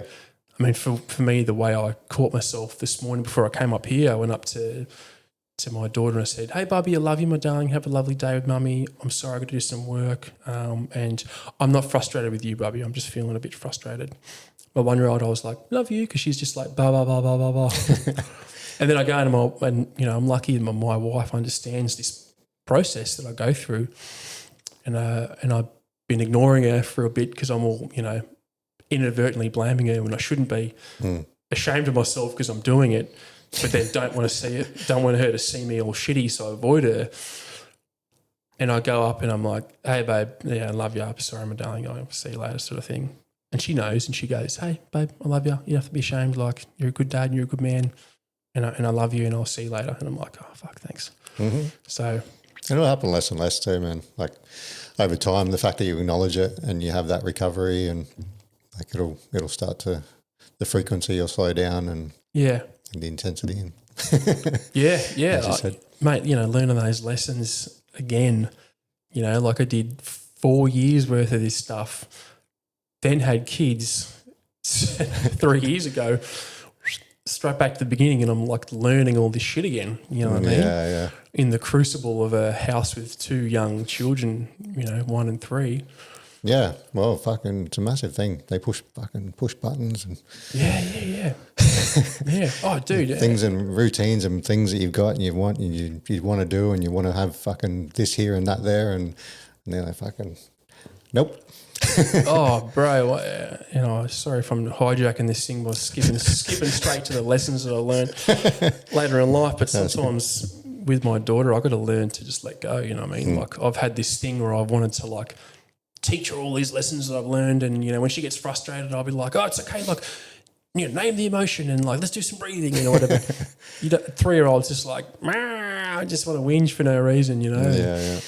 And realizing that she doesn't need me to teach her a bunch of fucking methods to be breathing and how fucking Wim Hof works or some other stupid shit like keto diet, CrossFit sort of thing. Like she just needs me to sit there and be with her. Yeah. And mate, that's been an interesting lesson in itself, you know, like, yeah. I don't want to go down that path too far because I'd talk for hours about. All right, fucking past selection first time? No, 2010 I tried it when I first got to 3. Fucked it, too young. I was a tard. You know, immaturity. Fit enough, physically capable enough, but experience. How far through did you get? 2, maybe 3 weeks, I think, of the 6-week course. I pulled the pin too. I withdrew. Okay. I got through the demarc phase, you know, the food, sleep, depth kind of thing, and it was the next bit where I was just cooked and fried, and I just, you know, my lack of maturity and lack of experience started to show, and I drew a lot of heat. So I was like, how old were you at the time? I think I just turned 21, 2 weeks before the course. Yeah, right. Yeah. Young pup. Oh, yeah. What's the sort of average age of the guys going through? Going through would have been reasonably young, man. It would have been probably like, you know, 23, 24 would have been, I reckon, typically that age. Yeah. Yeah. Age in the unit is a little bit different, I think. It's a bit older. Probably around that 30 kind of mark. Yeah. They always seem a bit more mature. And I think because they hang around for a bit longer, you know, good conditions, all that type of shit. So second time, how old were you then? 24, I think. Yeah. Yeah, 24. I'm not a scientist. I can't maths that. I was born in 89, 2014. Oh, fucking don't put me on the spot. Boop. Difficulties. We'll re-record that bit. Yeah, I was 24. Whatever, let's just say 24. Yeah. In that 30 seconds of fucking around, I couldn't maths that. I was 24, whatever. Something like that. 24, 25, maybe even 23. I was 30. 89, 2014, 25. Yeah. So anyway, I did the course 2014. I was born in 1989, whatever the fuck that is.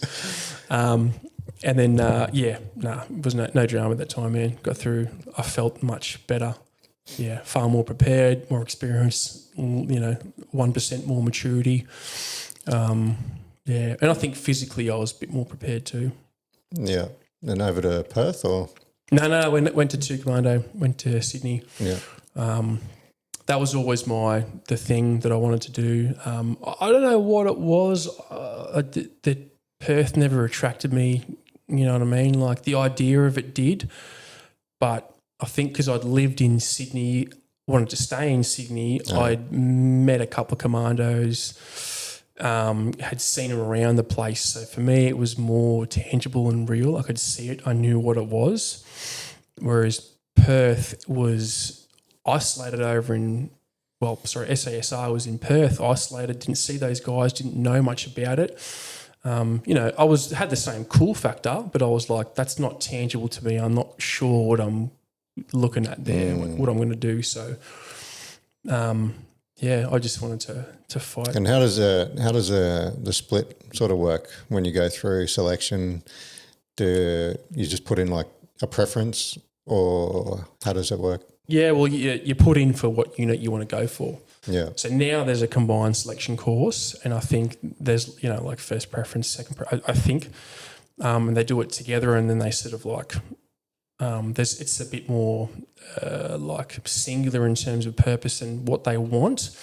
So the capabilities I think are a bit more cross-loaded, but back then it was very much like Perth and Sydney. So I just straight up apply for commandos and just you go through that pipeline with them. Oh, okay. So from fucking word go, that's where you're going? Yep. You know what unit you're going for, and if you don't get in, then you get back to wherever you came from. Yeah, okay. Yeah. But, it was good, mate. And, you know, selection, man, it is everything they say it is, and there's times when it's not what you thought it was in a good way, you know what I mean? So have you seen that doco on YouTube? Is that pretty accurate?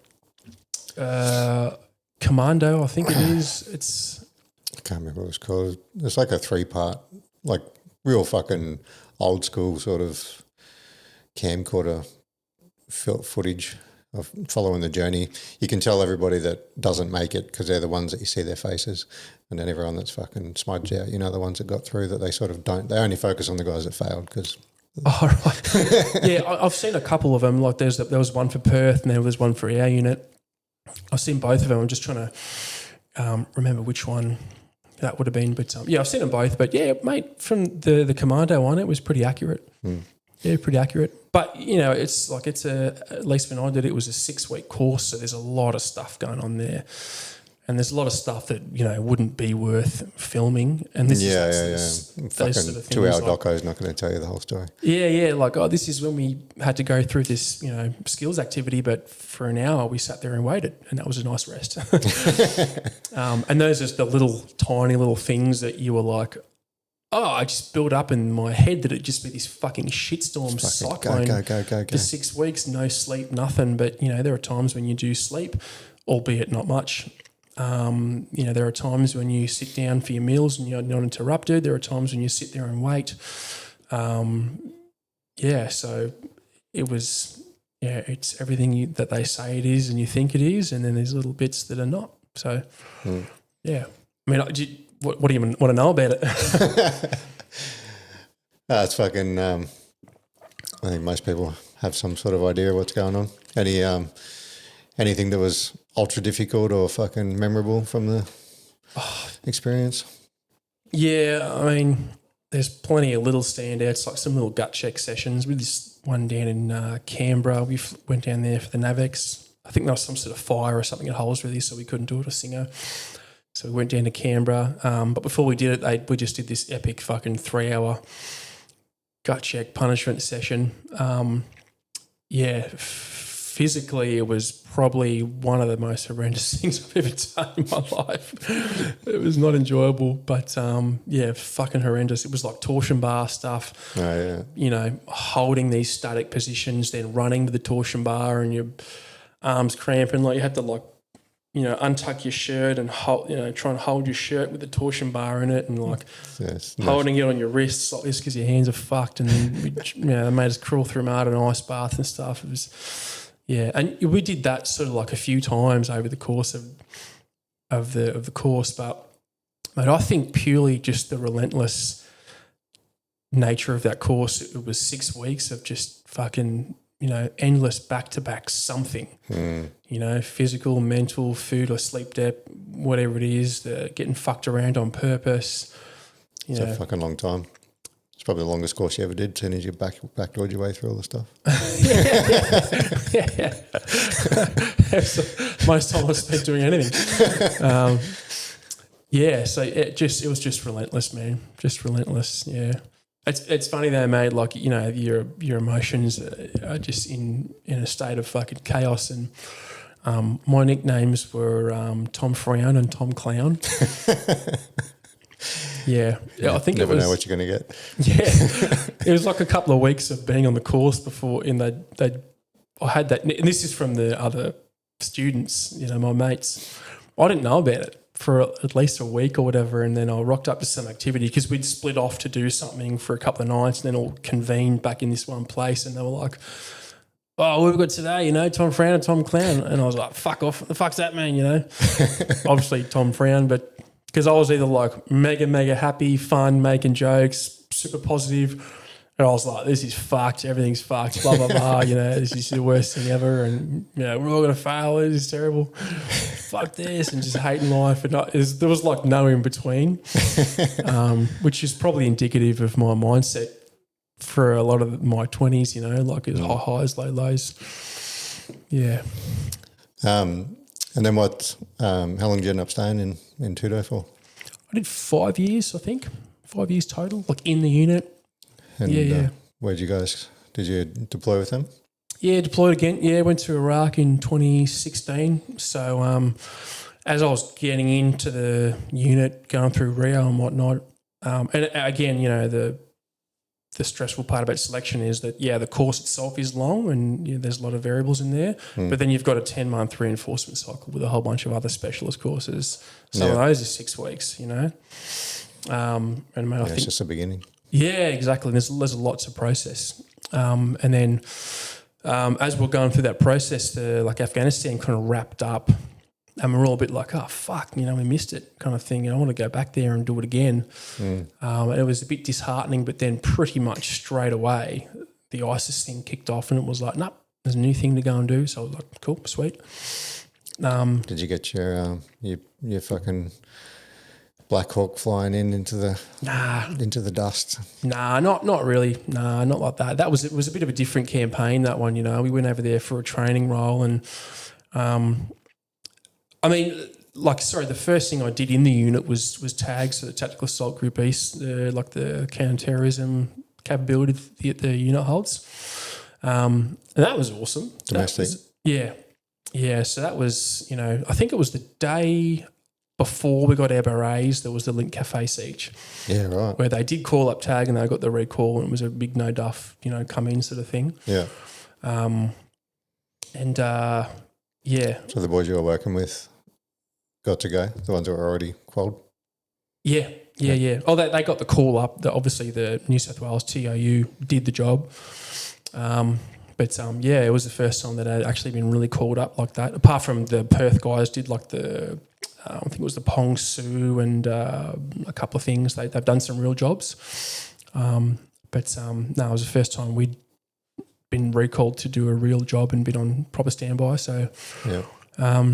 But no, obviously nothing happened with that. And then we just did that year of tag, which was cool. And that was all, that was a lot of rotary wing stuff, like flying around Black Hawks over the Harbour Bridge, roping onto buildings, doing these like assaults, subterranean assaults on, old train carriages and stuff, or roping onto ferries in Sydney Harbour on Channel 7 News kind of shit, that was awesome, man, and blowing things up. And I was a breacher and skills and drills, and I was fucking sick. I loved it. It was everything I wanted. You got that satisfaction of what you... Yeah, and that's the dragon you were chasing? Yeah, to a degree, yeah. Apart from the fact that, I didn't get to, shoot anyone or do that sort of stuff. But it was awesome, man. And then, I went to Iraq in 2016 for, I think it was a 6-month trip, and I was there at a place called Al-Assad. So most of our guys went to Baghdad. Mm-hmm. It's called BDSC. And they were dropping bombs on ISIS and supporting the Iraqi elements, training them and stuff. So it was very much more like a logistical air support. Mm-hmm. Jesus. Logistical support and air support. Can we edit that out? Can we delete the whole episode? So there was no you're going to go out and bang it in with the boys kind of thing. And sort of purely by circumstance where I was, and there was only a few of us out there, the little base we were on got infiltrated a few times and got attacked, and we got rocketed a couple of times. But it wasn't... It was more like, again, on the peripheries, watching some stuff happen. We went looking for some dudes. I never saw anyone, but, we were with the Navy SEALs, for example. They were with us and they were shooting a bunch of stuff that turned out to be nothing. And we were all sitting there sort of looking at it like, it was at night. So we're like, is that a dude? Like, it doesn't look like a dude to me, you know what I mean? And we were like, I had the PWS on the top of the Bushmaster and... it's sort of like it was a bit of a storm in a teacup kind of thing. I mean, there were real guys there and they were really infiltrating the base and they were really blowing up and getting into firefights with the Iraqis. Yeah. But, we weren't as directly involved and as close as we wanted to be or could have been. What about when you're getting fucking infiltrated and rocketed and stuff? What were you doing? Oh, that's what we were doing, yeah. We were sort of just like in the base doing that stuff, watching... I think, and again, I've spoken to a mate of mine. I think I've confused a couple of stories, but one of the first ones was they had crawled in through this big long creek line that went into the base, and then sort of popped out where this logistical hub was, where the Iraqi army used to store a bunch of stuff. Oh, yeah. And the rumour was there was a bunch of they stockpiled some sort of weapon or something that ISIS wanted, whatever it was. And they were trying to go and get it. And then there was this big fucking firefight. And then me and a couple of guys went up to the top of this sort of ridge line in the bushy. Again, it was at night. So we just kind of watched this thing happen from the ridge line. And there was, tracer flying everywhere. And so it was a big base and you were kind of not directly involved? No, and we would have been, like I said, my ass 300 metres away. thereabout. So there was still a couple of rounds that came our way, and we could still watch them blowing up down the bottom because they were all suicide bomber dudes. Oh, fuck. And you could see them blowing up. You know, it was like and this little sort of flash on your night vision. It was cool. That's what. Yeah, you're like -1, -2. So yeah, it was interesting, and again, that deployment was interesting, but it wasn't super kinetic. That was the only action we got. I think the only other thing that really happened to me personally was like a friend of mine and I were outside working on our bushy, cleaning some 50 cows or something, and then like a few rockets came in, and one of them went like directly over our head. I think one of them went straight over us and landed like a couple of 100 metres behind us. And we had the CRAM and this other like anti-rocket system right next to where we slept. Oh, yeah. So, sporadically these rockets would go up and this thing would be like and shoot a test fire or whatever. But this one was like a no duff one, and this fucking rocket, we just heard like I forgot it, I think it's called the CRAM, shot the fucking thing out of the sky, and it would have been like 100 metres, I reckon, directly above where we were. So that was pretty cool. And fireworks. A bit of shrapnel sort of like landed on the ground around us, and we had like no shirts on, and this other guy, Pete, was like, hey, we should get in the vehicle. And I'm like, yeah, let's do that. But was there ever any fear for your well-being, or? Yeah, interesting question, because like in my whole military career, the only time I ever had any real fear, and it was only fleeting, was the first time that base got infiltrated. And I think because it was the beginning of that ISIS campaign where they were, invading bases and fucking killing everyone and then still cutting off heads. When the base alarm went off and we all got woken up to go and fucking do it, and I had this big box of US grenades, the M67 ones, and I was handing out grenades to a couple of mates because we thought we were going to go and clear compounds and fight these dudes up close. And I had this sort of like fleeting moment of like fear, and I'm not ashamed to admit that. It was like, oh fuck, we're going to like close with these dudes and fight them in very close proximity, and I might be throwing one of these grenades around the corner of a wall or something, But again, it was only sort of very fleeting, and it was like, I think I even said to myself, I was like, we better fucking pony up because you fucking put yourself here. Like, you're not in the wrong place. You're the guy that is supposed to be here and that you asked to be here, and now you're here, so you better fucking suck up and go and do it. Yeah, nice. And that's kind of the little pep talk I gave myself in the head, and that was, honestly, man, I don't know how long that sort of fear lasted, but it wasn't very long, and it was transient, and then we just went out and, all that other stuff I said happened and a couple other things, and then I don't know, I've never felt it since. Like, yeah, right. And I'd always be shitting myself jumping out of a plane or nervous doing CQB or something, or whatever. But I was always able to override that sort of like anxious anticipation. But I'd never felt a fear before where I was like, fuck, I'm really in fear for my life. Yeah. Before, yeah. It wasn't debilitating or anything. It was just a bit of a thought process. Yeah.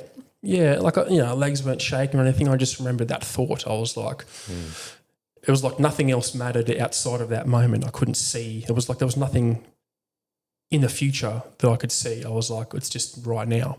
And it could just be right now and end, But yeah, that was about it. You think that's a pretty standard reaction for most people, or you reckon people fucking fold? And do you ever see anybody just not want to leave their room or whatever when shit goes down? Maybe not with the SF boys, but just in general. Definitely not in SF. I know there are probably some very, very rare exceptions of that type of stuff, where guys might have an experience and get a bit spooked. And I know on my first trip there was a couple of incidents that were a bit hairy for some dudes, and they were kind of like, not like they refused to go out or didn't want to do it, but they were a bit like, oh fuck, that was a bit more real than I thought it was. And now I've kind of got to reconsider, if I want to be here and this is what I want to do. And that's, I think sometimes being unprepared for those scenarios is kind of what stings the most. So do you reckon that's got something to do with the mass exodus when you get back from deployments? Okay. Partly, I think there's probably a lot of guys who that just scratch their itch and they're like, yeah, cool, done it. That's what I wanted and I'm fine. Yeah. Other guys are like, that was shit, I'm out of here. Or other guys, move on to bigger, better things. And I don't think there's a lot of guys, in my opinion or experience, that are just like, nah, I'm not cut out for this. Yeah, right. Yeah. But I never witnessed any sort of like cowardice, for example. But I know that sometimes. How about the opposite? It's like, let's fucking go. Yeah, mate, 100%. There's plenty of guys that, dude, especially in Two Commando, there's some there's some guys, and I don't think it's bullshit bravado, like it's real, where they're like, nah, I fucking love that stuff. That's who I am and what I've done, and I would do it again right now. I think there's always that fear element. But I think it's it's kind of what you do with that fear and how you override it, and what's more important, that you can function with that fear or that you run and hide. I really don't think in the history of the people that I've known, I don't think I've ever known anyone that was just a straight up coward that was like, I'm not going to do it. No. Yeah. Hiding behind the fucking ammo crate. Yeah. I've always wondered. I'm fucking proper colourblind, so I can never be in a combat role. But I was always first I wanted to be a pilot in the Air Force. And before fucking back in the 80s, no one really understood colourblindness. So I did fucking advanced mathematics and chemistry and did avionics and fucking flight simulators and all that stuff. And it was like, I think it was grade 8. I was in a flight simulator and fucking something happened. And the teacher was like, are you colourblind? I'm like, yeah. Are you retarded? Yeah. Are you colourblind or just retarded? And I was like, yeah. And she's like, you can't be a pilot if you're colourblind. And literally my entire world just fucking shattered. I dropped out of school in fucking grade 9. Year 8, year 9. That's in grade 9 I dropped out. I was like, fuck this. If I can't be a pilot, I don't want to fucking do anything.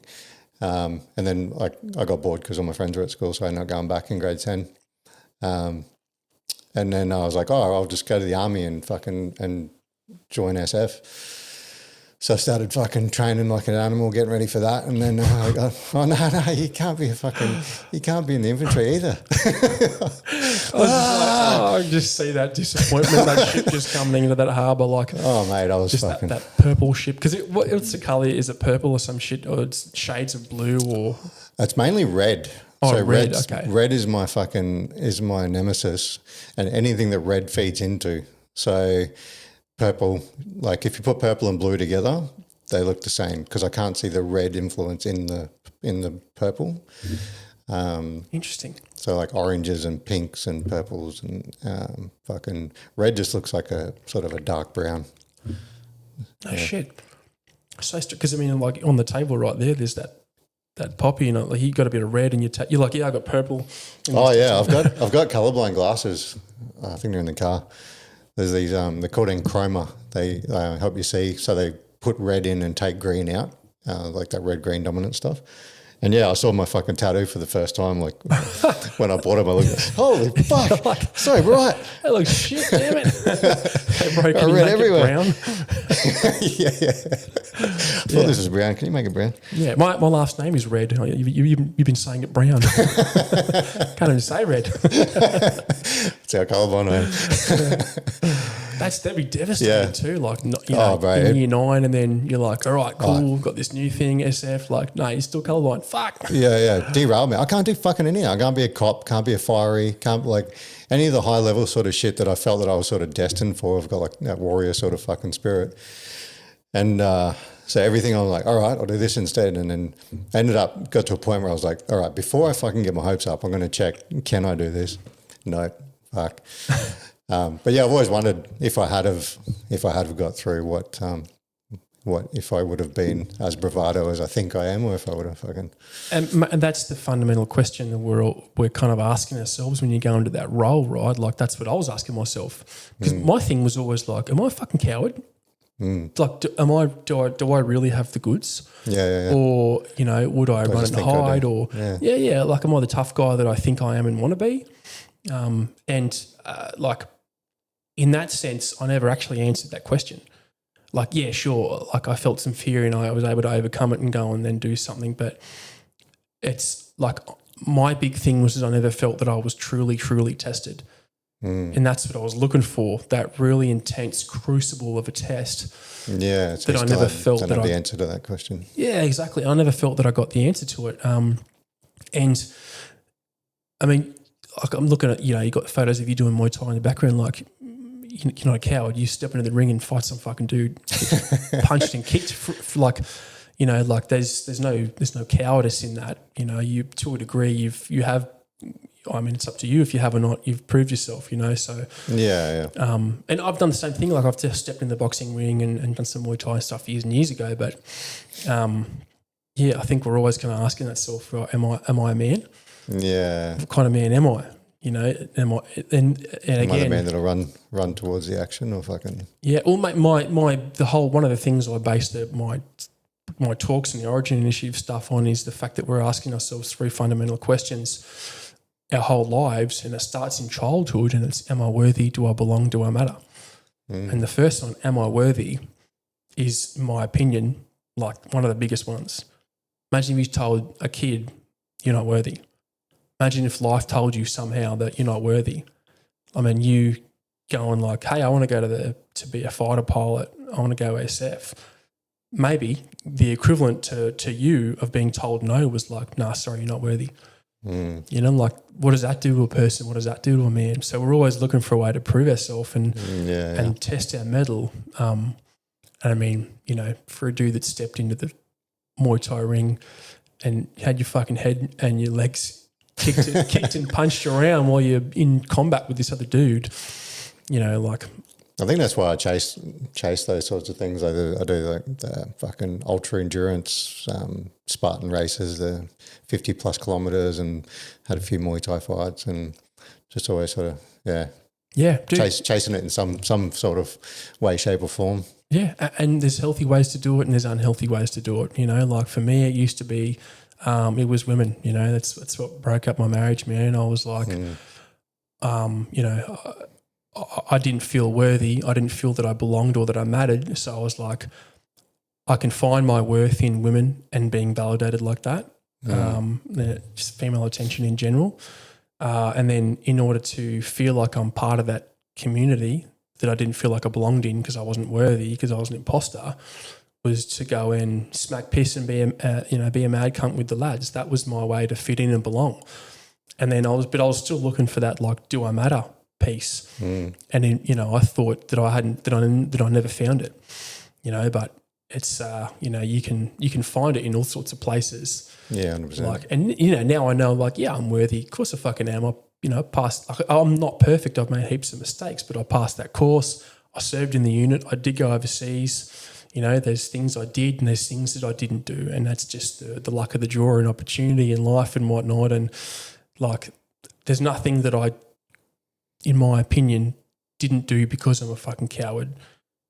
There's things that I fucked up myself, that I sabotage, that I wasn't good enough at times to do, but there was nothing in there because I'm a coward. Yeah. Yeah. Dude, I've got to take a massive piss. Okay, bro, okay. Pause. Right, we're back. And we're back. Cool. So, 5 years SF. How did it all end? Disastrously. Mate, pretty much the same way I left 3RER. Like, they told you to go somewhere and you told them to get fucked? No, probably a little bit worse. Like we were just talking about, like, men wanted to prove himself and how you fit in and how you decide, how you contribute and those three questions. Yeah. Because of the way I was sort of fucking conducting my life, my personal life was just a nightmare. I was always a pretty outspoken, overzealous, polarising guy at my work, which I'm fine with. Yeah. Like if there's not some alpha male shit happening at somewhere like 2 Commando or SSR, you'd be questioning the fuck they're doing there. Hopefully minus some of the toxic shit that can go with that. But I was fine with some of that sort of stuff, but in my personal life, I was just fucking blowing it up, man. Like, when I got divorced from my wife, man, I just fell into this really horrendous depression, and it's real. And I was in I just got into the doggies in 2017, so divorced like early 2017, and then I think it was early 2017, and then was on the dog course, and that was when like that depression really started to show up. Yeah, okay. And I was chatting to a mate about this yesterday. Depression's not like sad. You don't feel sad. I don't know if you've been through it or not, but Yeah, I've had some stints. oh yeah, I did my time. It's not. I don't know what your experience is like, but I wasn't sad. It was like I was fucking empty. Nothing, yeah. Mate, it was like there was nothing in me, in Harry Potter when they fucking suck your soul out, but not in a good way. Mate, it was like, this is like Tom's not here. It was like I was just a body and a shell, but there was nothing up here and nothing in here. Yeah. And then kind of when you feel yourself coming back to reality, that's when you get hit with a bit of emotion, and a lot of it was shame and guilt, and embarrassment was a huge one. Obviously lots of anger, but mostly sadness, man. There was just this, I just had this horrendous view of myself, like if we're talking those three questions, do I matter? Do I belong? Am I worthy? Do I matter? Do I belong? Am I worthy? I already sort of thought no, and I was looking for ways to prove that I was worthy.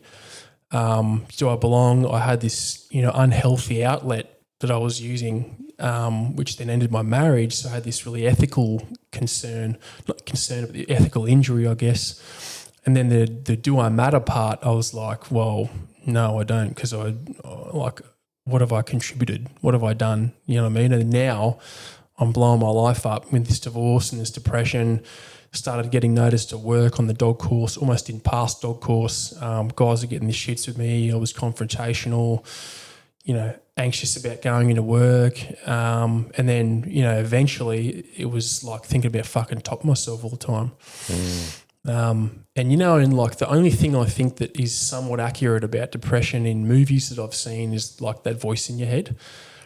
And I always thought when I watched something like that on a movie or a cartoon, and it's like the voice is going like, you're not good enough, they're talking about you, I was always like, that's not okay, now it is surely. But for me it was like my own voice in my head literally going, hey bro, you're not good enough, they're talking about you, they're laughing at you, you don't belong here, these guys fucking hate you, that's why they didn't invite you out, that's why this thing was on and you didn't get told about it or whatever. And like, I had that reticular activating system, that sort of like filtration system in my brain was just looking for the evidence that I was this piece of shit imposter, that I had somehow convinced myself that I was. And then, mate, just that horrendous depression. And then, thoughts of like killing myself. Man, I was going to like shoot myself on the dog course one day. We didn't go to the range. So I sort of, what kind of Glock is that? Like, wait. Just shooting yourself in the head with a BB gun. It fucking hurts. I was going to shoot myself in the head at the range one day, in the pistol range, and then didn't go to the range, so I didn't do it, obviously. And then, mate, it was like... I'd edit that bit out. So. I would have, but we didn't go. So. Yeah. Post-episode, you're like, Tom did not shoot himself in fucking 2017. And then, mate, it was, at first it was like, oh, fuck, I've woken up again. All right, cool, let's do it, whatever. Then it was like, man, I wish I didn't wake up. Then it was, I wonder if I could have an accident. Like, that would be so easy to get me off the hook here. Then it was, what if I just drove in front of a truck or like had a car accident? They'll think I fell asleep or something. Yeah, then it doesn't look like suicide. And we had a few suicides in the unit at that time, very close to when I was thinking about it. So this stuff was weighing kind of heavily on me. And I remember I really, really judged the guys who'd taken their own life, because some of them had kids and stuff, and I was like, how could you fucking do that? It's not about you, blah, blah, blah, blah. It's fucking cowardice, this and that. Like, and then, find myself in that same position. But the thoughts that were kind of going through my head was, and I already didn't think I was good enough and whatever, I was like, well, if you're thinking about suicide, then you're a coward too. And, maybe you are a coward, so then you fucking should kill yourself. Compiling. Yeah, what's right? It's all compiling. Yeah, mate. Just comparing. Everything was a justification, and it was evidence that I was this bad thing that I said I was, or thought I was. It just got so potent, man, that I was just thinking about it all the time. Randomly crying for no reason, didn't know why. Confrontational at work, couldn't function, just like catatonic zone out sometimes at work, and guys would be like, "Hey, you all right? Hey, the fuck's going on?" And I'd just be like, "Oh yeah, no, what's going on? What are we doing?" You know what I mean? Like fully zoning out, like I wasn't even on the fucking planet. What was the sort of timeline on that progression of 6 months? Yeah. From when it probably first started to when I actually tried. Started creeping in and then fucking worse and worse. Yeah. And mate, I think about it now and I can't relate to that person anymore because it's so foreign to me, that sensation, you know what I mean? It's like once you're not experiencing it, it's hard to remember what it was like. It's a strange one, man. But, and you know what I'm talking about, because how do you feel empty right now? You know what I mean? How do you empty your whole soul out and try and empathise with that, what that feels like? You can't, and the best way to describe it is sadness, but it's not sadness. But anyway, so then, mate, one night, and I'd just done this Rapsel course, the specialty parachute course in Steerett and whatever. That was late nights, early mornings, stress, cortisol, that type of shit. So I was probably already quite elevated. All those basic defences were kind of taken away. And then, I think it was a Friday night. Went out for dinner with the misso, met one of her mates, came back to our place, and then, dude, I can't even just, like, I'd never felt it before, I'd never felt it since, but this feeling of loneliness hit me like a fucking ton of bricks, man. Again, it's not an accurate term, but it's the best I can do is loneliness. Yeah. It's like I was the only person on the planet and I was sitting with two other people. I got up mid-conversation, walked in my backyard, cut a fucking slice of hose off. Yeah, fuck. Went down to the garage and, plugged into the car and sat in the car and just was sitting there. And again, I don't know if I've made this up, but I remember like hearing the gas coming through the hose. It was like a kind of noise. Yeah. And I hadn't committed to it, and I was sitting there and I was thinking,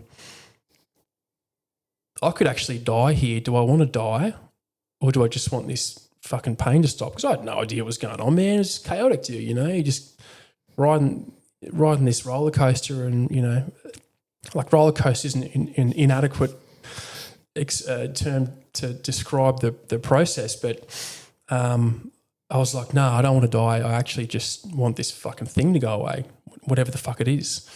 I'd done no work on myself, didn't understand it, those sort of things, everything. It was because I was a weak cunt, not because I had some issues. And then the other thing I thought was, two other things I thought was, I don't want my wife to find my body, because I was like, what does a body look like when it's been... And she's just inside thinking you popped out to the toilet or something? Literally just upstairs, yeah. And I was like, I don't want my wife to find my body. And the other one was, I felt like, and I've come to know, it's not to sound a bit spooky here, but what I consider to be God, and I'm not a Christian, I'm not a religious dude, but this is what I consider to be God, said in the back of my mind somewhere, and it was like, this is not how you go out, you've got more to do. Right? You've got more life to live, and there's something going to pass on, there's something you have to do. So get out of the fucking car. And I did. And then I just, went upstairs, cracked on, went to bed. And then, cops rocked up next morning. Someone had seen me out there. I'd left the stuff in the car. I made some shitty excuse that, I was filming a documentary about veteran suicide. I thought it was very creative. Just making it look as realistic as possible. And I'd love to, see the body cam footage, because... I reckon if I looked at it, I'd be like, oh, dude, so obvious. You thought you were so suave.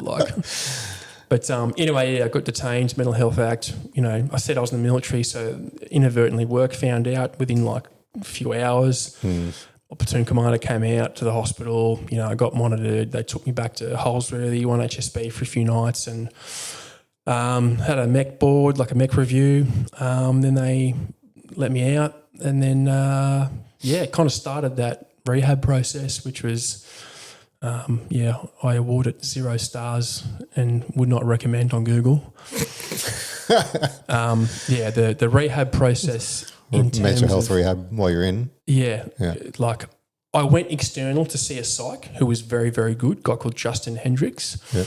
And I've recommended him to a bunch of people, and any vets or anyone listening, man, Justin Hendricks. He's got a clinic in Maroubra. Okay. It's called Hendricks Psychology. But anyway, yes, I saw that guy. He was really, really helpful.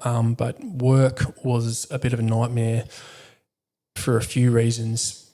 Partly they didn't know what to do because I was in the dog cell but owned by the company. It was like, well, whose guy is this? I couldn't really do any work. So I had this dog that was sitting there in the cage, just other guys trying to take him out and do stuff and keep him warm while I was just, in my own shit. And then it was so disjointed, and there was no congruence. I didn't know what the plan was, the few changes of command, that type of stuff, lack of emotional intelligence from a lot of the hierarchy. It was just a massive comedy of errors. But I always have to make the distinction between what the system did and what the people did. The system was fucked the whole time. It's just the system. It's just what it is, right? Yeah. It's a series of processes, a fucking computer, some spreadsheets. That's what the system is. And 90% the people, were trying to do the right thing, I guess, but didn't know how. They were a bit clunky. It was awkward. They were doing their own thing, whatever. And then about I wouldn't even say 10%, 1% were malicious and fuckwits, right? Yeah, right. But the reality is, man, people didn't really know what the fuck was going on. Classic cliche mental health thing, but you can't see it, so you don't know what the fuck it is. Yeah. I'm pretending I'm better so I can get back in the platoon. I did get back in there because I sort of faked it, and then when I got back in there, I was like, shit, I'm not ready for this. Yeah. By then we had a command change, new platoon sergeant, platoon commander, and they're just like, who's this fucking dude? What's his problem? I got kicked out of the dogs. Yeah. So that was just a bit of a shambles, man. So, again, when we're talking about proving yourself and am I worthy? Do I belong? Do I matter? I was like, well, all right, military's fucked. This is shit. I'm out of here. So I discharged. I'd upgraded, so normal discharge. Yeah. Right. And then, moved to Queensland trying to join the cops because that was another Hail Mary saving grace. I'll just, this will be the thing that finally validates me, makes me who I want to be and whatever. And they didn't get me in. They didn't let me in. So it was like, well, fuck, classic post-military identity crisis. Who am I? Yeah. What do I want? How do I contribute? So, mate, I went through the small business route, so because I had been a doggy, and my big thing was this shame around leaving the dogs and getting the ass from the dog cell. Okay. So I was like, well, I'll go and be a dog trainer and fill this gap, pick up this slack that from when I got booted from the dogs and sort of make amends for that. Yeah. And then, in that process, I started making some dog equipment, started Origin Canine, selling the gear. And then, mate, for me, I did everything I needed to through those businesses, right? I made my contribution to the dog world. I've, in my mind, tenfold made up for what I fucked up in that world. My contribution was not meant to be as a handler, one guy, kicking a couple of doors and doing some cool stuff, right? My contribution was always supposed to be to do something bigger, and I went and did that, and I'm so stoked that I did. Yeah. But I've always been doing this personal development thing since then. I've just been obsessed with it. You know what I mean? What is it? Where does it come from? How do I fix it? How do I do it better? What's this method, that method? Yep. How do I make sense of it? Metaphors to explain it. And I think what I've had going for me is that I've kept notes and I've documented this shit. Oh, yeah. And then, obviously going through having kids and stuff, it's it's a real crucible again, taking you through that journey and making you reassess and look at things differently. But a big one, mate, was so like I've, sort of ticked these boxes, so to speak, with the business, and I'm pretty happy with my contribution, right? So, Yep. And then I was like enjoying the personal development process, but then I've done a few podcasts where I talk about this stuff, suicide and whatnot, my thoughts, etc. And this guy from Melbourne, a Victoria police cop, reached out and said, he goes, "Hey, dude, I've heard you and your mate Sean," so Sean O'Gorman, ex-cop mate of mine, was on my podcast, and we've talked about this sort of stuff in a bit more depth. Mm-hmm. And he's like, I like the way you talk about it. And he said, we just lost this guy to suicide pretty recently. And he's like, it hit us pretty hard. Some of the guys are struggling. Would you like to come down and share your experiences and maybe put a bit of perspective to this stuff? And I was like, I'd never been asked that sort of thing. So I was like, yeah, man, that'd be a massive honour, dude. Yeah. And then at the same time, a mate of mine who'd been on my podcast, a guy called Kelvin Boswell, his friend, Tony Sanborn, that I was chatting to this morning actually, runs this thing called ALICA, Arizona Law Enforcement Canine Association. Yeah, mouthful. And they usually have like a, mental health speaker. And he's like, "Hey, you should speak to my friend Tom." So at around about the same time, Tony asked me to come over. So in this like 2-3 week period, I put together this presentation. I sort of codified a lot of this stuff that I've been documenting and keeping track of over the years, and then put it in this presentation, and I delivered it to both these people. And so I think in the space of like 4 months, I did like 4 presentations. Did you go into you went to Victoria and you went to Arizona, or you online? No. Yeah, no. You travelled? Yeah, went down there. Yeah, it was awesome, man. And then you just got really great feedback, and it was very cathartic for me to go through that process and write down a lot of these things and explain some things that were never explained to me in a way that I could process them a bit better. And I was like, the way I explain it to myself makes much more sense than the sterile, clinical, cliche way that I've seen it. Yeah. So I guess that's kind of one of my shticks, right, is I want to take all this shit that you already know, but I've got to wrap it up and explain it in a better way that you can absorb it. And I love that. Yeah, I think if nothing else, I'm a good communicator, and I'm pretty happy with that. So I guess I've used my creativity and that communicating strength to go and put together this thing and deliver it to these people, and got great feedback. And I was like, man, maybe that's my fucking thing, you know what I mean? And it was like, yeah, like it's my life purpose, dude. Fucking fell into it. Yeah. Podcasting. Did a podcast, got seen. Yeah, and dude, and that's the thing, man. Like, you just don't know who you're reaching. You know Who's what I mean? watching? Yeah. You don't know. It just could be one person, and that one guy that reached out on the podcast. Look what that turned into. You know what I mean? Like this. Yeah. I think sometimes you just got to do things because they're the right thing to do. You know what I mean? And sometimes you've got to strip away a lot of the ego and the insecurity and be like, that's the right thing to do. You know what I mean? And I kind of felt like, it's called the Origin Initiative.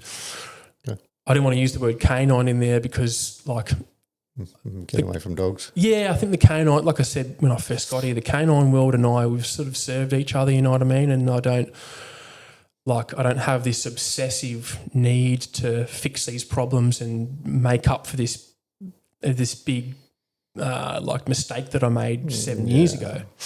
But what I can do is, my contribution is no longer being a tough guy. My contribution is now, like, I'll give you everything about me, and that's all the stuff in the presentation. It's not just the Tom Brown story and, then I did this and then I did that. It's all the shit that I learned, and some of it's fucking brutal, and some of it's like there's a bit of showmanship in there. I try to make it a bit funny or entertaining as well. But I'm like, if I'm going to fucking contribute to this planet, it's by doing that. And if one fucking dude ever goes, hey man, you just stopped me from killing myself, I'll do it forever. Yeah. You know what I mean? And if that one dude I never hear about and, he gets to see his kids for the rest of his life, then I'll do it forever. Yeah. Yeah. It's so fucking beautiful. Yeah. That's what it's all about, Just reaching that 1%. If you speak to 1,000 people and one person changes their life, that fucking speech was worth it. Yeah, yeah. And if I have to kill that 999, then it's worth it for that one guy. I love what you said about the fucking clinical thing. That's always been something that drives me insane, is that we joined the fucking army as, what are we training for? What are we doing? What environment are we in? We're literally in the fucking people hurting and people killing business. And they treat us like the white coats and the way they speak to us afterwards. Like, that's not who we fucking are. How do you expect me to relate to that sort of demeanour and attitude? Oh, don't swear, or, take your hat off indoors and fucking do this and that. Yeah. Fuck off, cunts. Like, don't you know fucking who you're talking to? Like, yeah. And understand your audience. And that's why, like, I'm very happy with the way I do it, because I keep it. It's not obnoxious, and it's not it's not obnoxious and put on. Yeah, it's not. I don't just swear so I can look tough or anything. You know what I mean? Like, I'm doing it because I want to give you the real thing, the gritty thing, and I want to cut through the bullshit. Yeah, and not, but also not get up there and just be some, resentful digger with a PowerPoint presentation. Be like, you see this? This is why you're fucked, and I hate officers.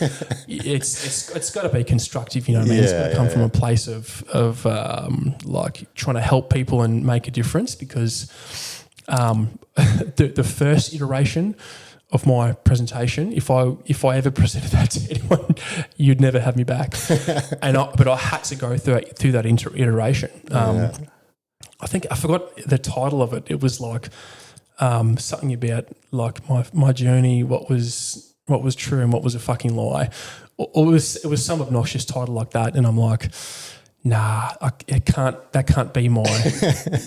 That's I'm trying to help people and do something significant and contribute and deliver a positive message. I could easily get up there and whinge about how and why everything's fucked, but does it change? Like, no, people don't really respond to that. No, or respect it. I can't stand there and be like, this is why everything you're doing is wrong.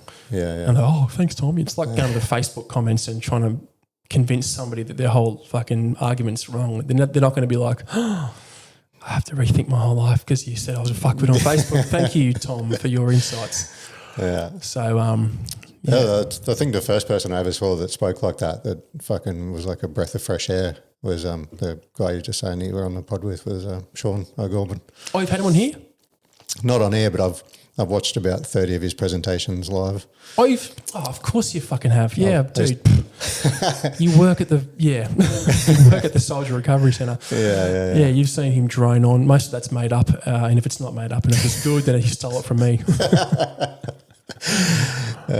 Yeah. He fucking, I think he does 3 or 4 prezos per course, and I've sat through quite a few of them.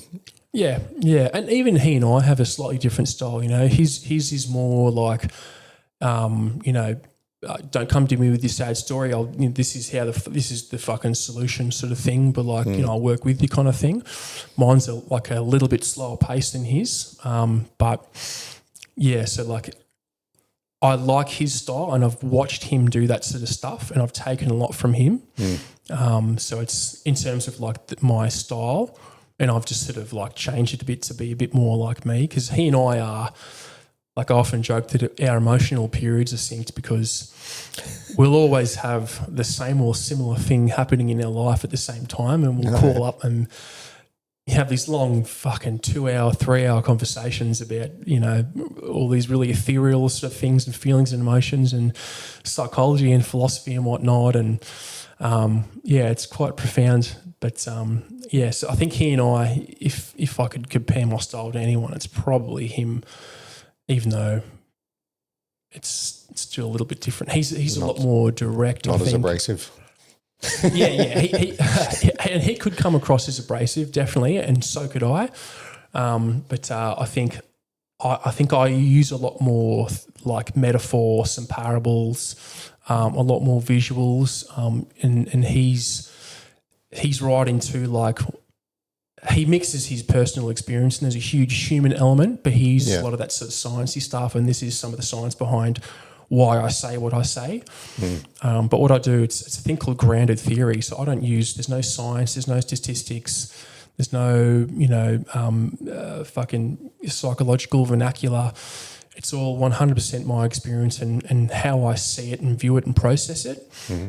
And then what I find is that when I do it later on, I'll find that I can confirm that through the literature, through, religious scripture, or from psychology, or there's a thing in history, or it's already in Stoicism or whatever, and I call it the truth because what I've experienced is true. And if it wasn't true, then it wouldn't keep showing up in all these other places. Oh, Yeah. Why don't we finish on the gratitude stuff you were going to explain? Oh, okay. What was that about? All right. I'll tell you two, and I'll cry for the first one, but I'll finish on the funnier one. All right. So when we're talking shame, shame is like it's a value-based thing, right? It's like I am a bad person, whereas something like guilt, for example, is like I made a mistake. And I use the kid example, but there's a million other examples I could use. So like I still struggle sometimes, and my life is 95% good. 5% of the time, something will hit me really hard, right? Mm. And I don't dwell on it for days and days and days like I used to. It doesn't fucking ruin me, but I still feel it. It still sucks, right? Mm. That's what this shit is. It doesn't go away. You just learn to live with it and be better at it. So I've had this thing that I'm not a good dad, like every now and then it hits me. And I was really struggling with it like a few months ago with my younger daughter. And we were at home and I'd been very emotional like for a few days.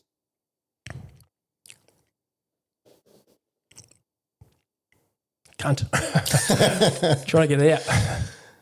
Anyway, and I was in I don't think I've told this story in a podcast. No, I wouldn't have. And I was in the kitchen and I was feeding her or something, and I'd just been struggling with this concept of being a dad, not being good enough, that kind of thing. And I think I dropped something on the floor and I said, "I'm sorry."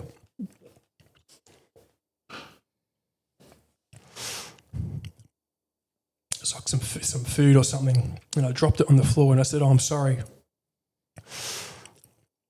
And what I meant was, I was like, "I'm sorry, I'm a bad dad."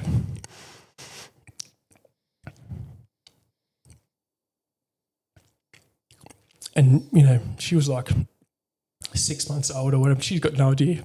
Mm. She's just sitting there like, ga. That's what I meant. And that's shame. That's what shame is. So then if we look at guilt, and I remember this is like only a few weeks ago, I think I like yelled at not yelled, but like I raised my voice to my daughter. And then I like had to sort of walk away and compose myself. And I was like, oh, fuck. I kind of started that shame thing and I was like, fuck you, piece of shit or whatever it was. And I was like, no. You just made a mistake. It's all good. We're talking that recovery piece. Yeah. And I went back and I was like, Bubby, I'm sorry. I shouldn't have spoken to you like that. Daddy had to use his big voice. I'm sorry. I'm a bit frustrated. It's not you. I'm just frustrated. Mm. And that's the difference, man, between like guilt and shame. And that shame can be a killer, man, because that's the difference between those two apologies, like I'm sorry I'm a bad dad versus I'm sorry I made a mistake. Yeah. And that's something that I try to communicate to people. I'm like, you're not a bad person. You're not fundamentally flawed or broken. You're a human and you make mistakes and that's fine. Yeah. And you can fix it, right? 15% is what you do and then 85% is that recovery. Mm-hmm. So yeah, that's the shame one. Mm. And it's hard to tell that story because I feel it. I still feel it. Yeah. I can see her I can still see her on the kitchen bench in that little chair, you know what I mean? She had no idea and I fucking was crying in the kitchen and I was like, fuck, I'm a bad dad, damn it. I'm so sorry, Bubby. Like I'm doing my best. But I'll finish with the gratitude one. And I honestly think gratitude's a big part of the solution for how to feel and be better. Mm-hmm. So I had this bum surgery planned for like a few weeks ago, right? And there's a much longer version of this story, which I won't fucking ruin your whole life with. But anyway, I went in to get the surgery, and then I had like a tiny residual bit of sickness. I thought I was fine, but they were like, "Nah, sorry, man. You know, if you forgive the anaesthetic, you'll fucking close your throat up. We'll have to incubate you. You'll be in ICU. It'll be a fucking shit fight." And I was literally like about to get the anaesthetic, and like I could hear them prepping the room behind me, and like, "Nah, sorry, man, cut it away." So I was like, "Yep, cool, no drama, it's all good." But to prep for the bowel stuff, you got to like shit out all this stuff, right? Yeah. So you could take this Pico prep and you're just shitting water by the end of it. Yeah. So I was like, cool, didn't happen. Went back home, I could eat again, right? Didn't eat for a couple of days before then. Had these beautiful meals. And my body hadn't processed food for like, 2 or 3 days or whatever it was. And I think it was the day after, and I'd had a couple of meals, and I finally was about to like take my first shit, or my body, needed to. And I woke up in the middle of the night, and my missus was in the other room putting our 1-year-old to sleep. And I was like shaking and sweating, and I was like, I've never felt that way before. I've had gastro, I've been food sick, I've had stomach aches. It didn't feel like that. So I jumped on the toilet, and I was like, sort of like convulsing and sweating, and I was like, legitimately, it was like, I feel like for whatever reason, in my head in that moment, I believed the reason I didn't get that surgery is because I've got cancer and I wasn't supposed to find out, and I'm supposed to die. Okay. That's this crazy story I told in my head. All right, I'm sitting on the toilet shaking, and like every fucking part of me was sweating. And and God's telling me something new in my life. Again, I'm not a Christian, but I pray in my own way. And I started praying, and I was like, and I started by saying, "Hey God, please," and I was like, "No, don't fucking go out begging on the toilet. Please, can you save my life?" And I said, "Hey God, if this is how I'm supposed to die, then thank you for the life that I've lived and being able to, it's supposed to be a funny story. Pass on these lessons to my daughters and help some people through whatever I've done so far. And if this is the end, then thank you, and I appreciate it. It's been a great run." And for me, that was a huge moment where I was like, I legitimately thought I was going to die sitting on the toilet. Yeah, right. And I prayed, and then was truly, truly grateful that I've actually lived this life and done what I've already done, because we can always look into the future and think we're going to be bigger and better and everything's going to be all right when we get to XYZ point, but it's not. It's fucking right now. Yeah. Right? So, like, I can sit around and like be upset that I've made all these mistakes with my kids, or I can be like, well, right now they're in front of me and that's what they need is me right now. Not the better version. I don't have to disappear for 10 weeks and come back this magical new person. They need me right now, and that's what life is. But I guess the funny version of that story is that I was like, I've got to fucking call 000, like I'm going to die, and like I can't die in the toilet. So I like kind of crawled back I did this massive shit, felt heaps better, stopped sweating, stopped shaking, the sensation went away, and I was like, all right, well, I can't call 000 now because I look like a fucking spastic. So I called 13 Health, and I was chatting to Old Love, and she's like, yep, so what happened? And I told her, and she's like, yep, so, she goes, okay, so what happened was you woke up in the middle of the night with some stomach pains, you went to the toilet, and now you feel much better. And I was like, well, fucking we simplify it like that. Oh, yeah, but it was worse than that. I was like, and I was like, come on, I was going to die. It was pretty bad, you know what I mean? Like, I prayed and fuck you. So that was, I don't know how funny that is, but like that was how it kind of ended. I was like, you fucking idiot, you just had a sore tummy, had to do a poo-poo. And then you're like, Lord, God, thank you for my life. Like, you came to that peace, that inner peace. Yeah. And that's what, I don't know, man, as philosophical and as ethereal as I could be with that, that's kind of what life is, you know what I mean? It's those moments that aren't big to anyone else, but they're big to you. And you just have to look at your moments in your life. It doesn't all have to be like standing up on stage on a podcast crying. It can be the most innocuous moment in your life where you've you know, I could have done A, but I did B, and B was the right one, and I'm glad that I did. Yeah. And that's everything that's happened in my life up until now. Beautiful. Love it. Thanks for that, dude. Bro, thanks for having me, man, and for entertaining my fucking bullshit the last 5 hours or however long it's been. Fuck. Only 2.5. I feel like we could have gone for 3.5 easily. Yeah, your daughter's sitting at daycare going, Yeah, she's "Geez, fucking Dad, I hope standing it on the was, side of the road going, where the fuck? I hope it was worth it." All right, brother. Thank you, my care. man.